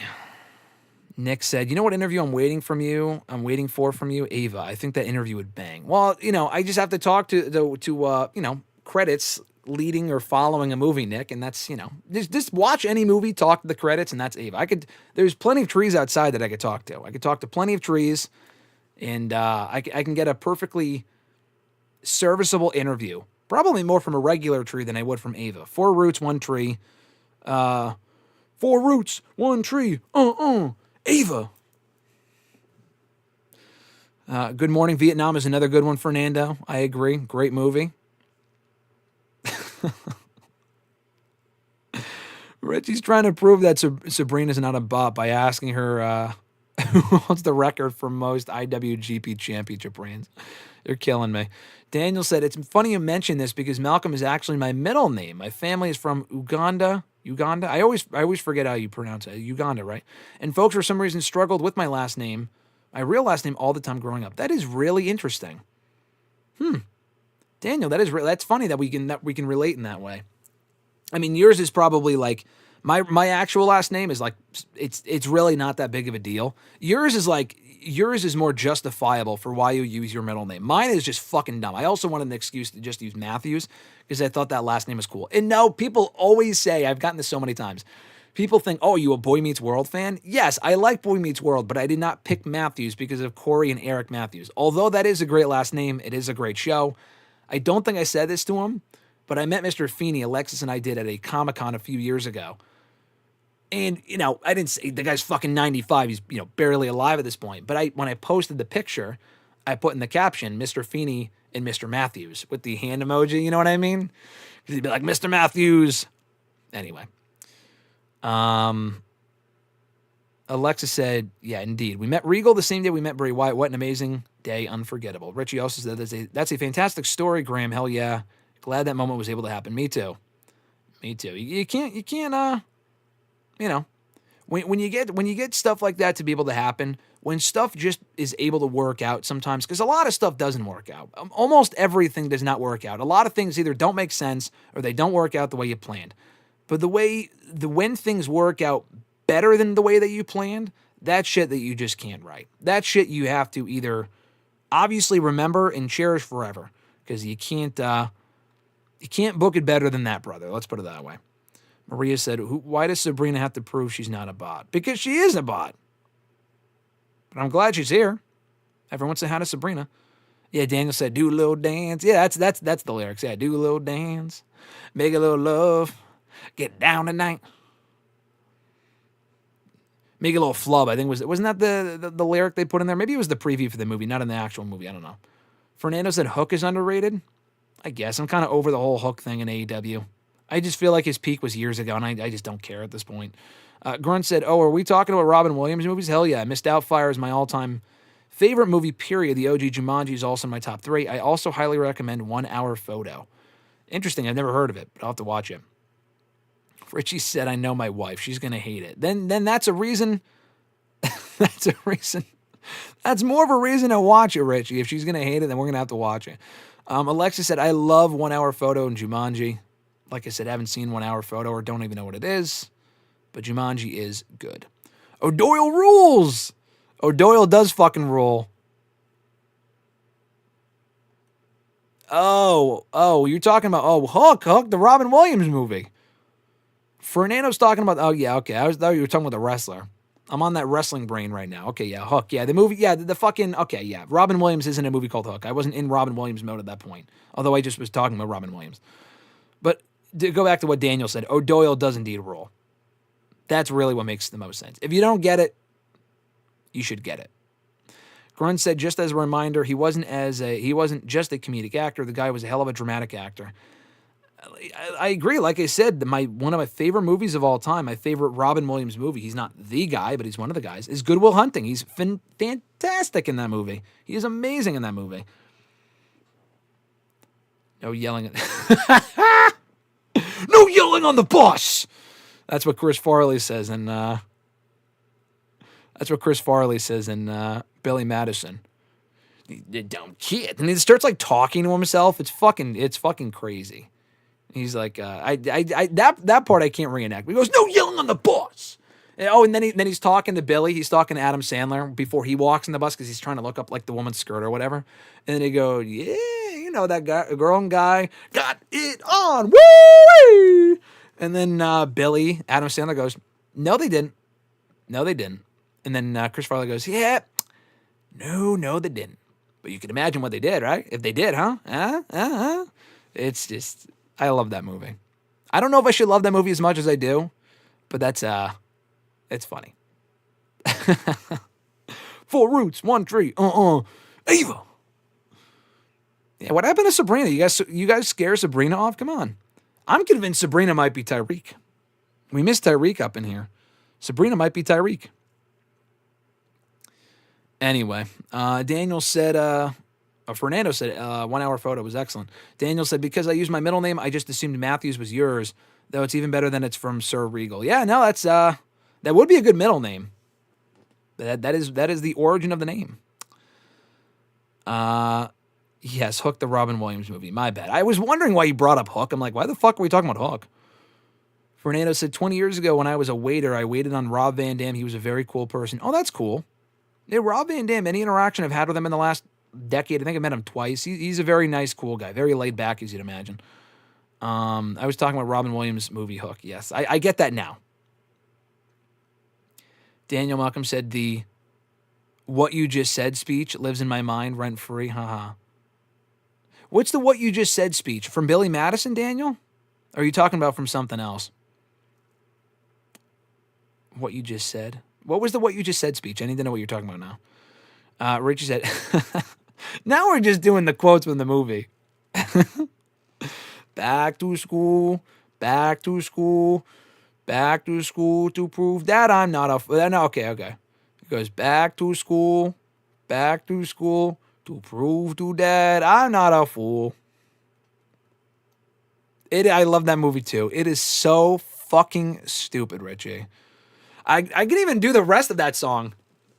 He goes, back to school to prove to Dad I'm not a fool.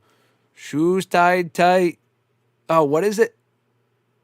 Oh, yeah. My shoes on tight. My lunchbox tight.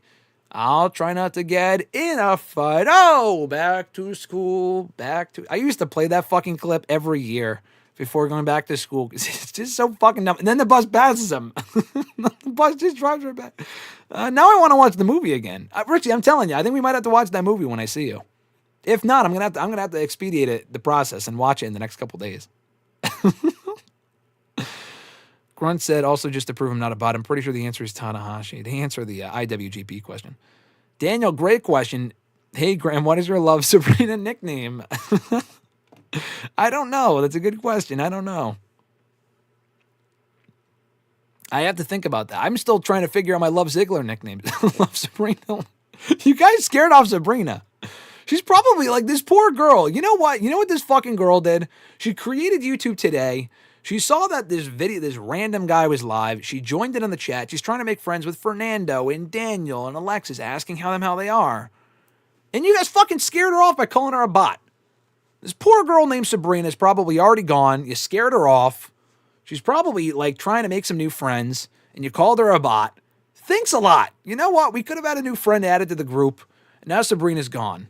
Way to go, guys. Way to go. You're doing it, Peter, Grunt said. What is that a quote from? What is You're Doing It, Peter from? Is that from, I assume, one of the Robin Williams movies? Oh, yeah. Yes, Daniel. Yes. What did you say earlier? Let me say. The what you just said speech? Oh, yes.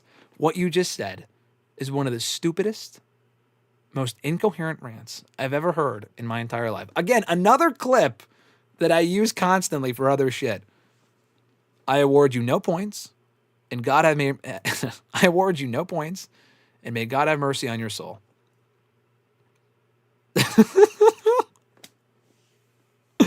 Yes, that speech is fucking great. And he goes, and the puppy didn't get back home, and the puppy is a symbol for capitalism. Like the way he talks, like the way he says it in the puppy society. Like that's how he says it. That's how he says it, and that's what he does. I just can't. You have to see the movie to understand what we're talking about. But it's just...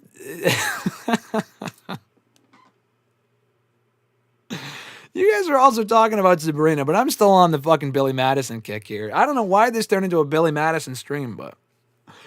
The puppy lost her home, but the puppy, society...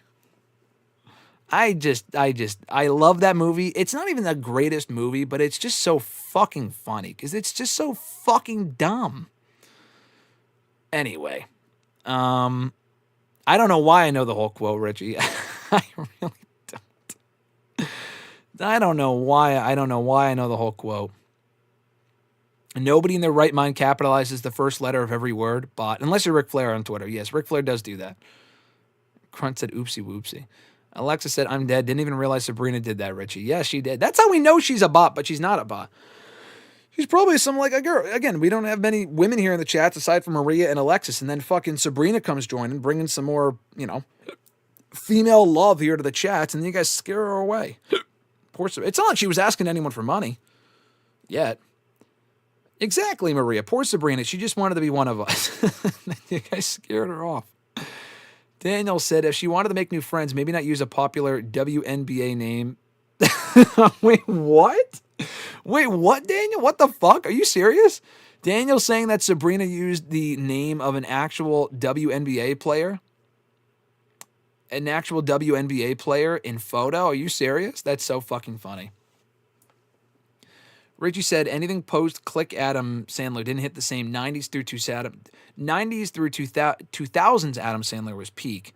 Yeah, Click is great. Click made me cry. Click made me cry. That's a tough movie. Great movie, tough movie.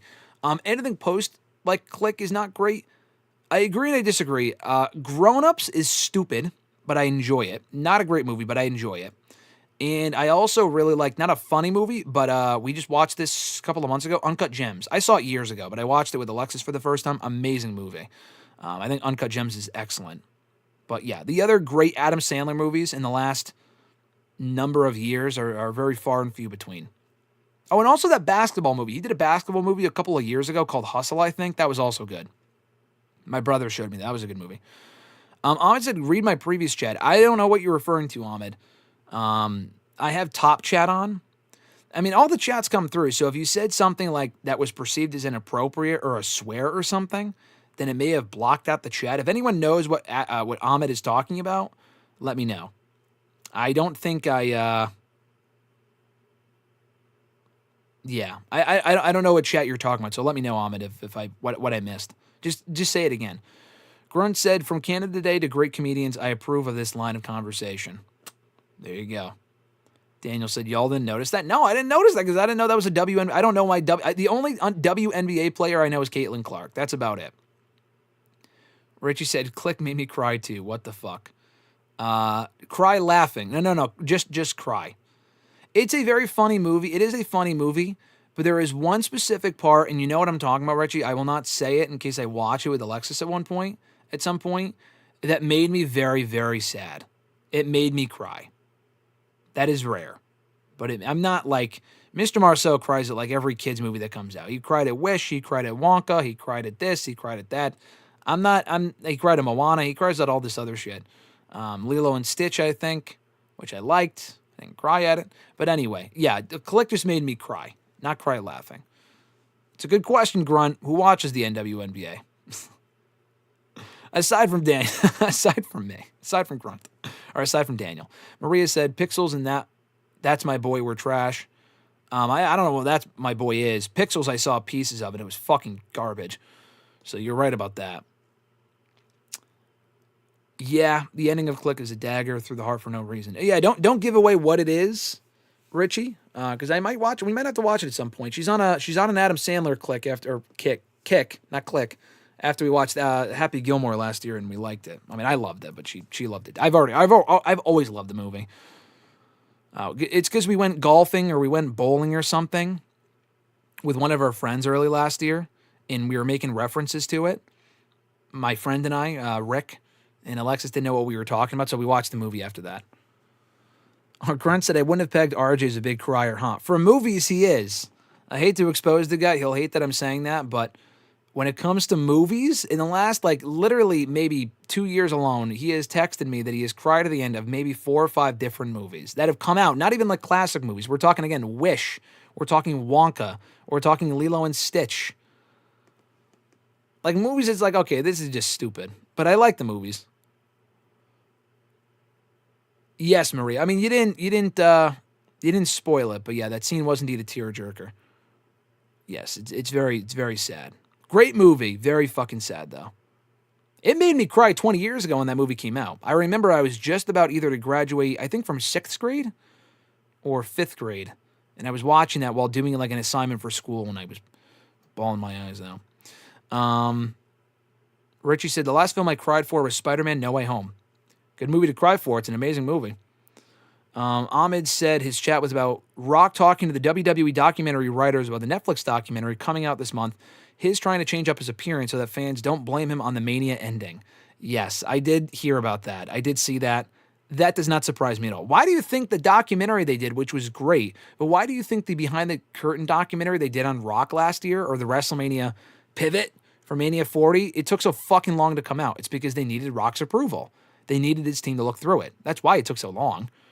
So that doesn't surprise me at all. I am looking forward to that show, though. It comes out later this month on Netflix.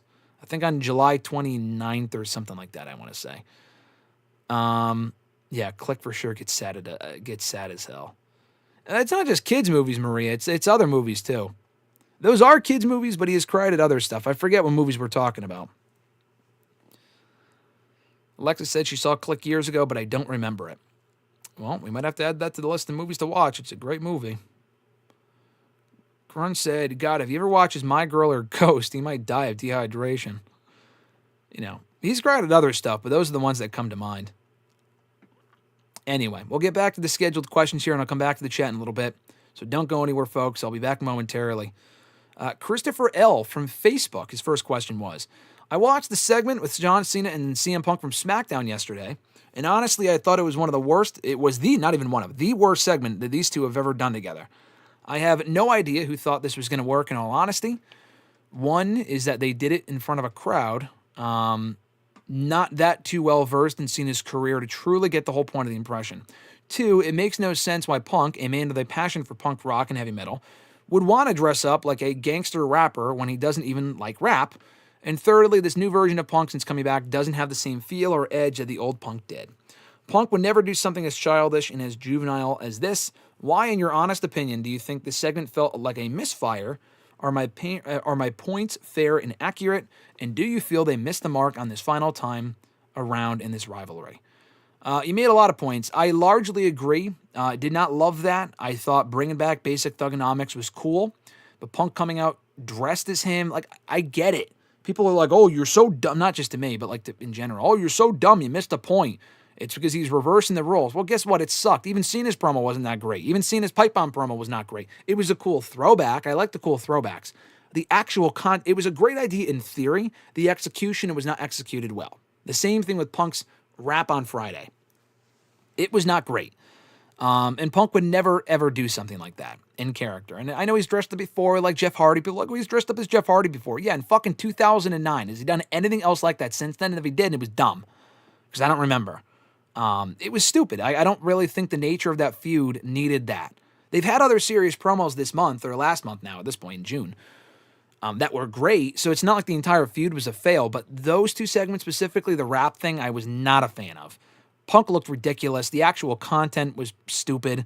Some of what he said was just silly. It felt forced. I wasn't a fan either. The match I liked. The feud overall I liked. It was not the same feud from years ago. Cena's just not a great heel. And they weren't given enough time to really tell that whole story for the feud to really feel as meaningful as it should have. But yeah, I would disagree about Punk's run in general. Punk's run in general has been great. Like, I've liked a lot of the promos he's cut with Drew, Rollins, among other people, Roman. But, you know, what we got from him on Friday was not the Punk that we're used to, which was probably the point, but I just wasn't a fan. Most people were not. I appreciate the effort. They tried, but it was a swing and a miss. Did not love that. I would have rather their last match ever not be saddled with interference from all these run-ins and bullshit like that. But, you know, What can you do? I did not like the shenanigans in the main event on Saturday. I thought it was just vastly unnecessary. Christopher said last week's social media was in an uproar over Jade Cargill's performance against Roxanne Perez, and got just as ugly when she won Queen of the Ring, as she got very little reaction to the 3 count. I've said it for a while, and I will continue to say it here. Jade is completely undeserving of the push she is receiving. She's always missing her cues. She can't sell. She knows jack about ring psychology and storytelling. She is an awful babyface who's not sympathetic or worth rooting for, and her promos are miserably bad. She was a one-trick pony in AEW, and now that she's on a bigger platform in WWE, she's actually gotten more exposed and even worse. Yes, it will lead to a bigger story with Naomi, but I will always say one of WWE's biggest mistakes is bypassing Jade through developmental.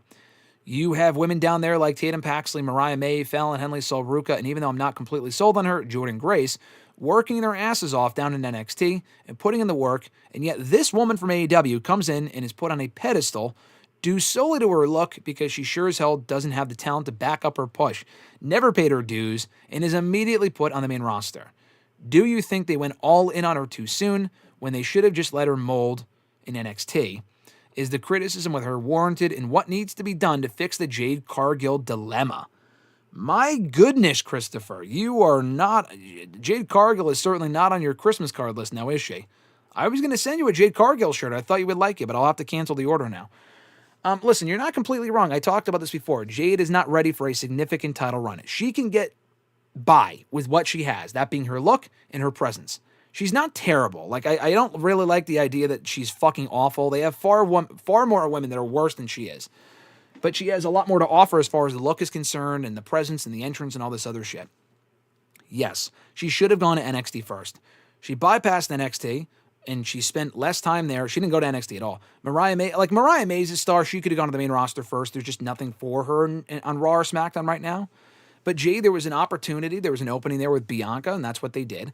Mariah, there's no space right now. There's just, if you call her up, she will get lost in the shuffle. Even more so now than, way more, a year ago, maybe not so much, but now definitely. But the other women aren't Jade Cargill. The other women they don't have the same star power that Jade does as far as the presence that she gives off. How long can she ride on that presence is the question, is kind of what you're asking here. I don't know. If she's fucking terrible, just as bad, or if you want to say as abysmal in the ring as she is now in a couple of years, that's not good. She will not last that long. That I agree with. But yeah, I think she'll do just fine, to be perfectly honest with you. I feel like what she has going for her is enough for her to be successful. I want to see her improve as well. How do you fix it?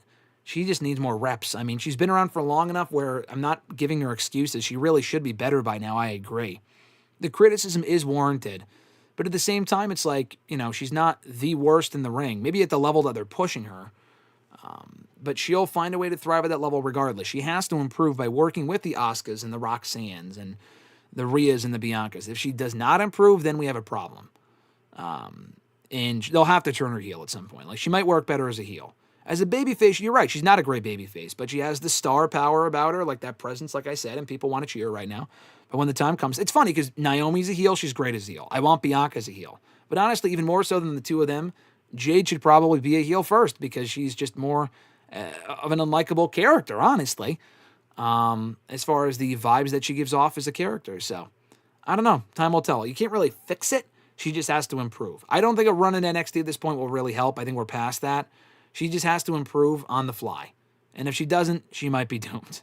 But I think she'll be fine. I think WWE will overlook her insufficiencies, if that makes sense, her inadequacies, her weaknesses, and push her regardless, whether people like it or not. Last number of questions here. It'll be a bunch of quick ones before we look at the chat and get on out of here. He also asked, is it safe to say that the CM Punk and Seth Rollins rivalry feels too drawn out, or is it starting to die a little bit? Yeah, I mean, it should have ended around Mania. The fact that they're dragging it out doesn't bother me because it's still fun. But it's basically been going on since Punk came back to the company. They need to blow it off. I want it to be blown off at Saturday Night's Main Event, or probably not there because Rollins is facing Knight on that show, but probably SummerSlam. You could do a three-way with Gunther, but that's not resolution to Punk and Rollins. Like I've said, I've heard people say, oh, triple threat with those three, but you don't get any resolution with Punk and Rollins. Are you really going to drag this out again until Mania next year? Like, that's too fucking long. I feel like Rollins and Roman makes more sense on that show than Punk and Rollins, who have been actively feuding every week for fucking months now. It has been too drawn out, but I'm still hooked in for now. That might not be the case in a couple of months. I like their segments and promos and matches together, so we'll see where we are in a couple of months or in a month or two from now. But they got to blow it off soon. If not at SummerSlam, then anything past that is a bit excessive. I mean, I guess they might be doing a War Games match, which they announced. They're bringing back War Games for Survivor Series this year again. We'll talk more about that on Thursday's WrestleRant Radio, because it was not War Games when they announced Survivor Series a few months ago, but it is War Games now. Not a fan of that. But maybe they'll wait until then to blow it off so they can do Rollins' crew versus Punk's crew. I have no idea. His next question, who left a bigger impact on the wrestling business? Nature Boy Ric Flair or Mick Foley? Excellent question. I'll keep it short and sweet here, because you can go on with this for a while, but I don't have the time today to really delve into it. I wanted to say Mick Foley because I feel like his hardcore wrestling really inspired a lot of people, like the Darby Allin style and a lot of shit that we see today on the indies and in major promotions. But I feel like Ric Flair's influence is way more obvious as far as like the way that he dressed and the way that he cuts his promos and the way that he carried himself. Like, not too fond of Ric Flair the human being in 2025, but the character itself was such a star and also proved that you could be a massive star without the WWE system, you know, and that's also proof today with AEW and stuff like that. But Ric Flair is one of the first people to really do that and also be successful in WWE. Dusty Rhodes was great. He didn't have a lot of success in WWE. He was a memorable character, but I don't think he won any championships. Ric Flair was the fucking WWE champion in 1992. He won the Rumble.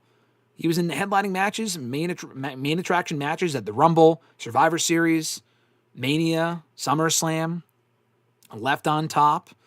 Yeah, and he's also like more pop culture, like mainstream relevant than Mick Foley. Even though Mick Foley is very beloved, I'd probably have to go Ric Flair, whether you like it or not. Mick Foley you can make a case for, but I would probably go Ric Flair. Rick and Mick.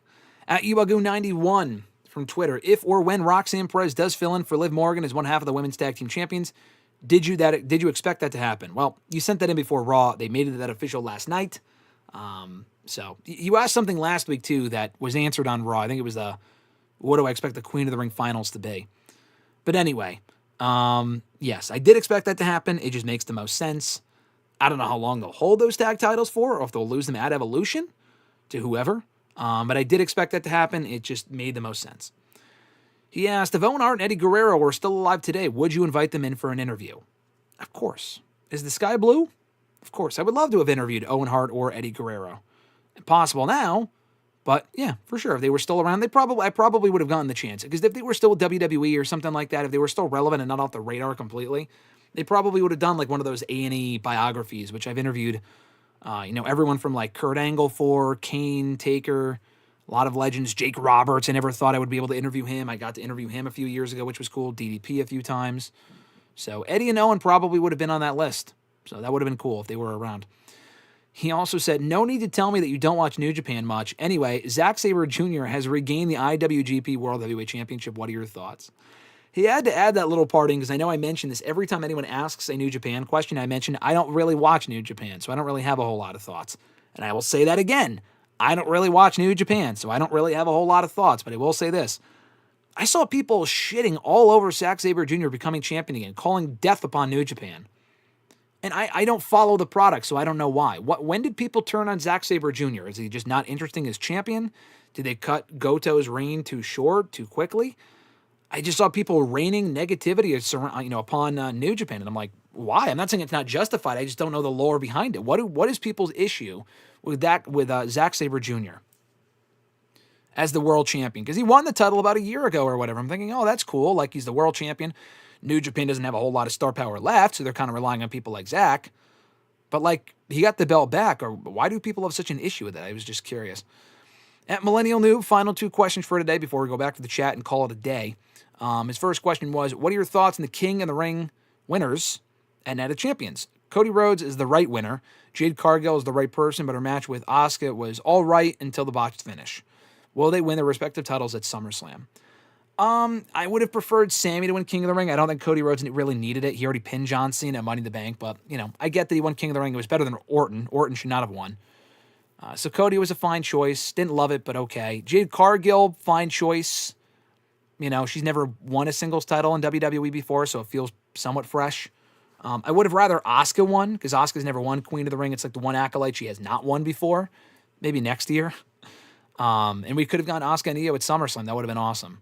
But, we're getting Jade and Tiffany probably, or Jade and Naomi. Probably Jade and Tiffany. Totally fine. Yeah, I was okay with both winners. But Jade, I would have rather Asuka won. Cody Rhodes made sense. Will they win their respective titles at SummerSlam? Cody definitely will.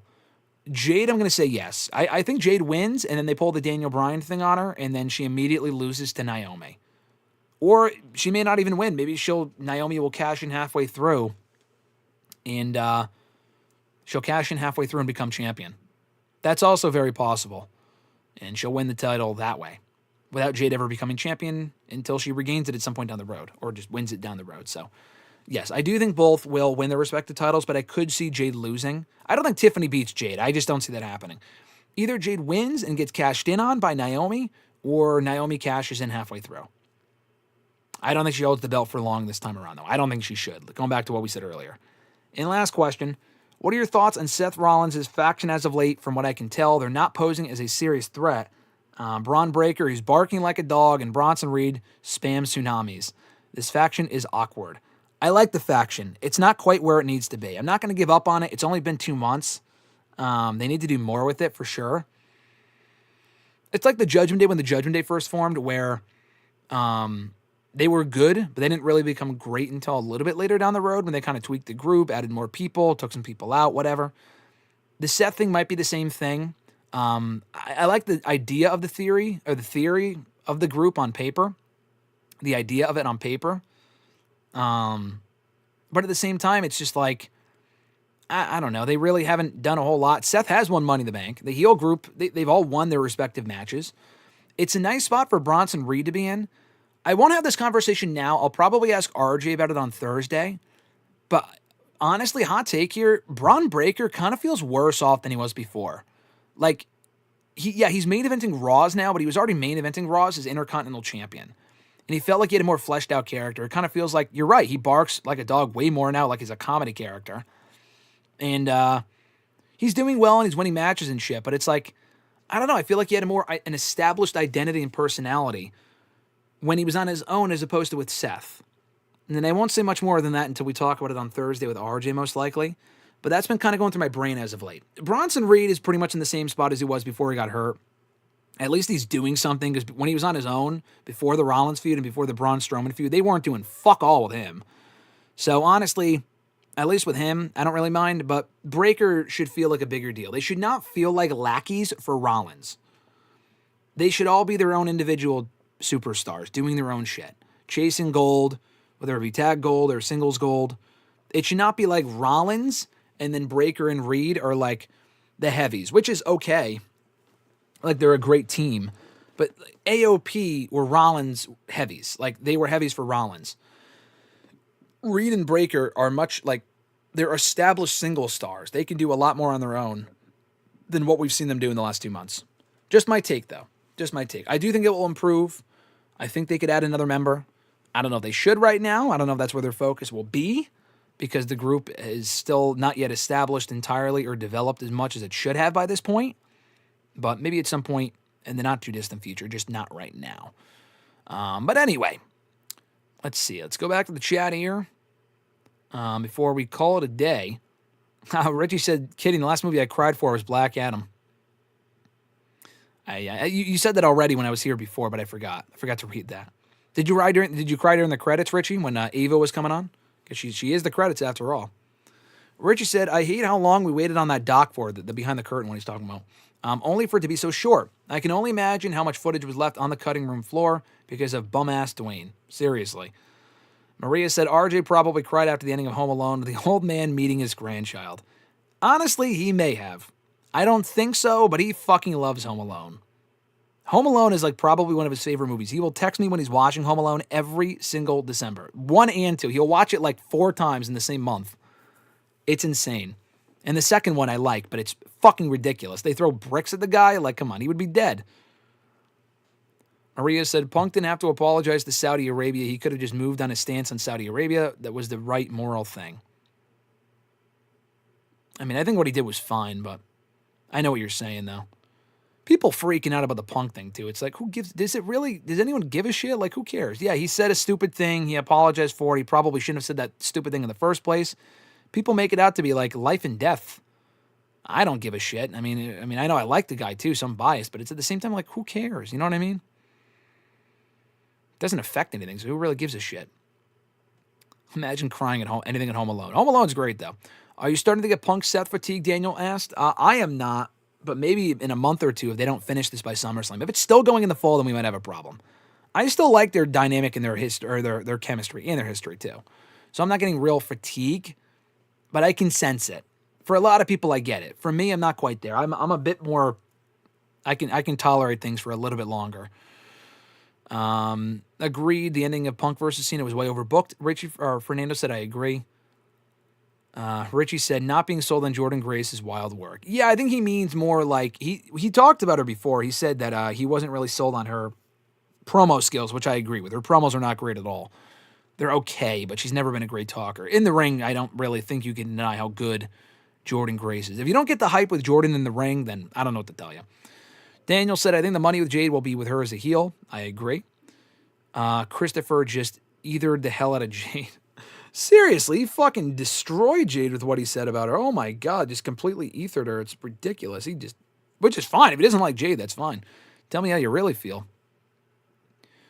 Grunt said, has there ever been a time where your first exposure to an actor was not in their biggest/most beloved role? For example, my first exposure to Christopher Lloyd was not in Back to the Future. It was in Who Framed Roger Rabbit and The Pagemaster.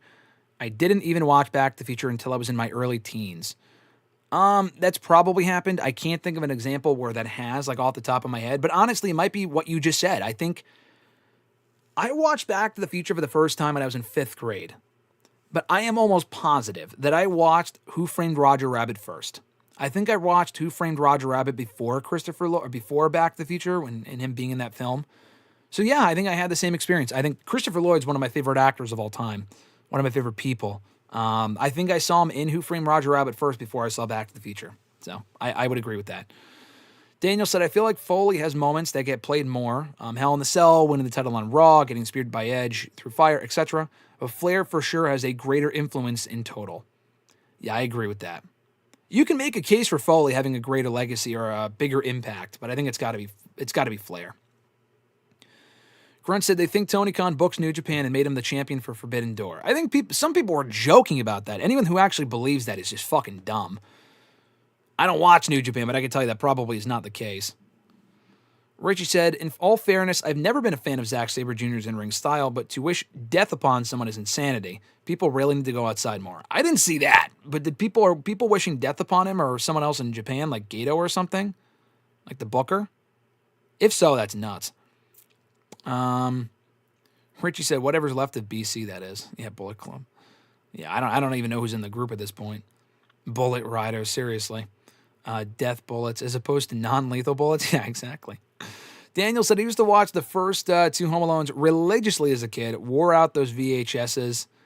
Youngins back in the day, VHSs were, VHSs were the shit, brother. I agree, VHS. I still own a lot of DVDs. A lot of wrestling DVDs in general. There is only one VHS I think I own, and funnily enough, I think it's Uncle Buck. To go back to what I said before. I don't know why I still have that, but I've had it for like 10 plus years. 15 years maybe at this point. But yeah, Uncle Buck's, I think that is the only VHS I still own. To my knowledge. But VHS was the shit. Alexis said, I knew Robin Williams from Night of the Museum. Same with Amy Adams. So, Alexis, you saw Robin Williams in Night of the Museum first before you saw anything else of Robin Williams? I mean, I guess that would make sense. You didn't see Jumanji at that point? Night of the Museum came out in 2006, which would have been, maybe, I guess. Amy Adams, is she in Night of the Museum? I forget. Daniel Malcolm said, makes it ironic for me now living in Chicago and using O'Hare Airport to travel. And that's the one the family is running through in both movies trying to catch their flight, LOL. Yeah, I've been to that airport a lot. And the few times I've been to Chicago, obviously I would go through O'Hare, but that would also be my layover flight as well. My layovers would typically be, oh yeah, Amy Adams is Amelia Earhart. Yeah, in the second movie. Okay, not in the first one, in the second movie. I thought you were talking about the first movie. Yeah, I've had a lot of layovers at O'Hare. Massive fucking airport, but I love Chicago. I like that airport. I have a pretty good feel of it, where to go and stuff, so I'm not overwhelmed anymore when I go there, but it's big enough to where you have to take like certain shuttles to certain places. Don't really love that, but it's a busy-ass airport. And you're right, you live in Chicago now, and that is where they run through the airport in Home Alone 1 and 2, where they forget their kid for a second fucking time because they're bad parents. An amazing movie nonetheless. But I think that's going to do it, folks, for today's episode. We're going to ride off into the sunset here. Thank you so much for tuning in. As always, this has been a blast for the last 2 hours here on the show.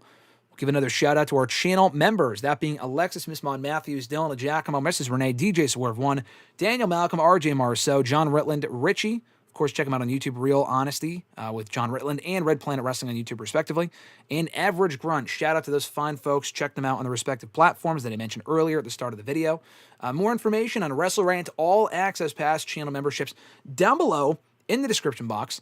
You get early and ad-free access to certain videos, shout-outs at the beginning and end of every single live stream that we do. You also get top billing on hashtag AskGSM and WrestleRant Radio if you have a certain topic or a question you want to discuss, badges and emojis in the live chats, and a whole lot more. So consider signing up for that in the description box. I would appreciate it. But at the very least, you can just support the channel by liking this video if you haven't already. Be sure to like the video, comment, subscribe, share, all that stuff greatly appreciated, and hit the bell button to be notified every single time we go live here on Tuesdays and Thursdays and sometimes the occasional surprise stream. And you'll also be notified every single time we upload new content here on the channel. If you want to send in a question to the show for next week's episode 606 on the exact 12-year anniversary of hashtag AskGSM, believe it or not, as I mentioned earlier, you can do so by tweeting me on the Twitter machine at WrestleRant with the hashtag AskGSM. Find me on Facebook as well, facebook.com/graham.gsm.matthews. Drop a comment on the post I usually put up on Monday nights, if not on the wall itself. And last but certainly not least, drop your question down below in the comment section on this very video. I'll include your question in next week's edition. And that's going to do it, guys. Richie, 24-hour stream. Richie, I might be seeing you on Saturday, so I can't be sitting here for 24 hours, because if I am, then I don't know if I could see you on Saturday, but one of these days, perhaps, but I appreciate you saying that. Daniel's saying, I definitely got lost my first time at that airport. I probably did too, to be perfectly honest with you. It's a massive fucking airport. And Grunt said, shame I didn't figure out how the VHS worked until it was way obsolete. Like, apparently there were different kinds of blank tapes that determine the length and the quality of the recording. That I did not know. That is very interesting. Very interesting. Grunt also said, quick thoughts on Mariah May's comments on joining WWE and downplaying her time in AEW. I mean, her saying that WWE is the dream doesn't, I mean, it's true, so like, who cares? But how did she downplay her time in AEW? That I missed. Did she say that she wasn't happy there at the end? Like, she said she wasn't doing well at the end of 2024? I thought I heard her say something to that effect, but she could have been referring to, was it a personal thing? Was it the booking of her? Because honestly, the booking of her title run was not great, so she's not really wrong when she says that. But she was on the show quite a bit. She was champion for a while, so that's not really entirely justified, but I kind of get where she's saying. But I think she loved her time at AEW, so honestly, if she didn't care about, like, if she wanted to go to WWE initially, she could have. She definitely would have. But AEW was the better opportunity. She made the right choice. I'm sure she enjoyed her time there. She had a great run there. I can't imagine she did not have a good run there. And she had to know what would lead her to WWE at some point. So again, I don't have the exact context, the exact quotes in front of me. I highly doubt she would just outright shit on AEW because they gave her a lot of success and made her a star. So that wouldn't be fair to do if she was doing that. But if she's downplaying her time there, I mean, at the end of the day, it's a job. She wanted to be in WWE. That's where she's always wanted to be. So if she's not really talking about AEW, she's not going to, because that's the rival company. It would be nice if she acknowledged it more and thanked Tony Khan for the opportunity. Maybe she did. But it's just not realistic to expect that, because she works for the opposing promotion now. Ethan Page, I mean, had a much worse run in AEW than Mariah May did, but he doesn't really talk about, even if he was underutilized, like Ricky saying, same thing, didn't love his time in AEW overall, but he had some success there. He probably appreciates those opportunities he was afforded, but he's also not shitting on them either. He will make some comments, rarely, but for the most part, he kind of strays away from that, and quite honestly, it's probably the way that it should be. Yeah, Tony Khan may have dropped the ball on some of these people, specifically Ricky Saints and Ethan Page, But that's no reason for them to go out there with every interview and just shit on AEW, because that's what people want. They want that tribalism. But it's like, we're in a better place now. The success I had in AEW led me to where I am today. The success that certain people had in WWE led them to AEW. It's like Ricochet shitting on like WWE. It's like, I know it's part of his heel trolling character, but it gets to a point where it's just fucking annoying. It's like, yeah, they could have booked Ricochet better, but at the same time, he was on the show all the fucking time. He was a multi-time like IC champion, US champion. He was over, like he was featured pretty prominently at certain points. Didn't have the most amazing run overall, but he had success in NXT. I don't know. I just feel like the constantly shitting on your former employer, maybe for a one-shoe interview or pointing out like the constructive criticism, but just going out there regardless of which company we're talking about here, going out there and just shitting on the opposing promotion has never really made sense to me, because that's what people want, but it accomplishes nothing. It just accomplishes nothing. But anyway, thank you for that, Grunt. I appreciate it. We'll see you on Thursday, hopefully, for WrestleRant Radio. Speaking of which, last plug here, WrestleRant Radio live this Thursday, most likely, unless it gets bumped. But the holiday's on Friday. The holiday's on Friday, so we should be live per normal on Thursday for WrestleRant Radio, probably around noon. That could change. Myself, Mr. Marceau, breaking down Night of Champions, talking the Survivor Series War Games news from this past week. I got some thoughts on that, some thoughts on Raw as well for Monday night, and anything else that might pop up in the world of wrestling. Between now and then, we'll talk about it on Thursday with you fine folks, if you can join us then. One more time, shout out to Ahmed, birthday 2 days ago. Thank you, Ahmed, for joining. Thank you to everyone for joining for today's video, including Sabrina, who you guys scared off, but that's okay. Belated birthday to Ahmed. Happy early birthday to Daniel. That's tomorrow. Happy early birthday to Fernando on Friday. And happy early birthday to Richie. Even though his birthday's not until the 25th, it's still this month. So happy early birthday to Richie while we're on the subject. See you, Grunt. See everyone joining us in the chat. Appreciate you guys so much. Have an awesome rest of your week. Until next time, folks, I'm Graham GSM Matthews. Have a great one, and I'll catch your ass down the road.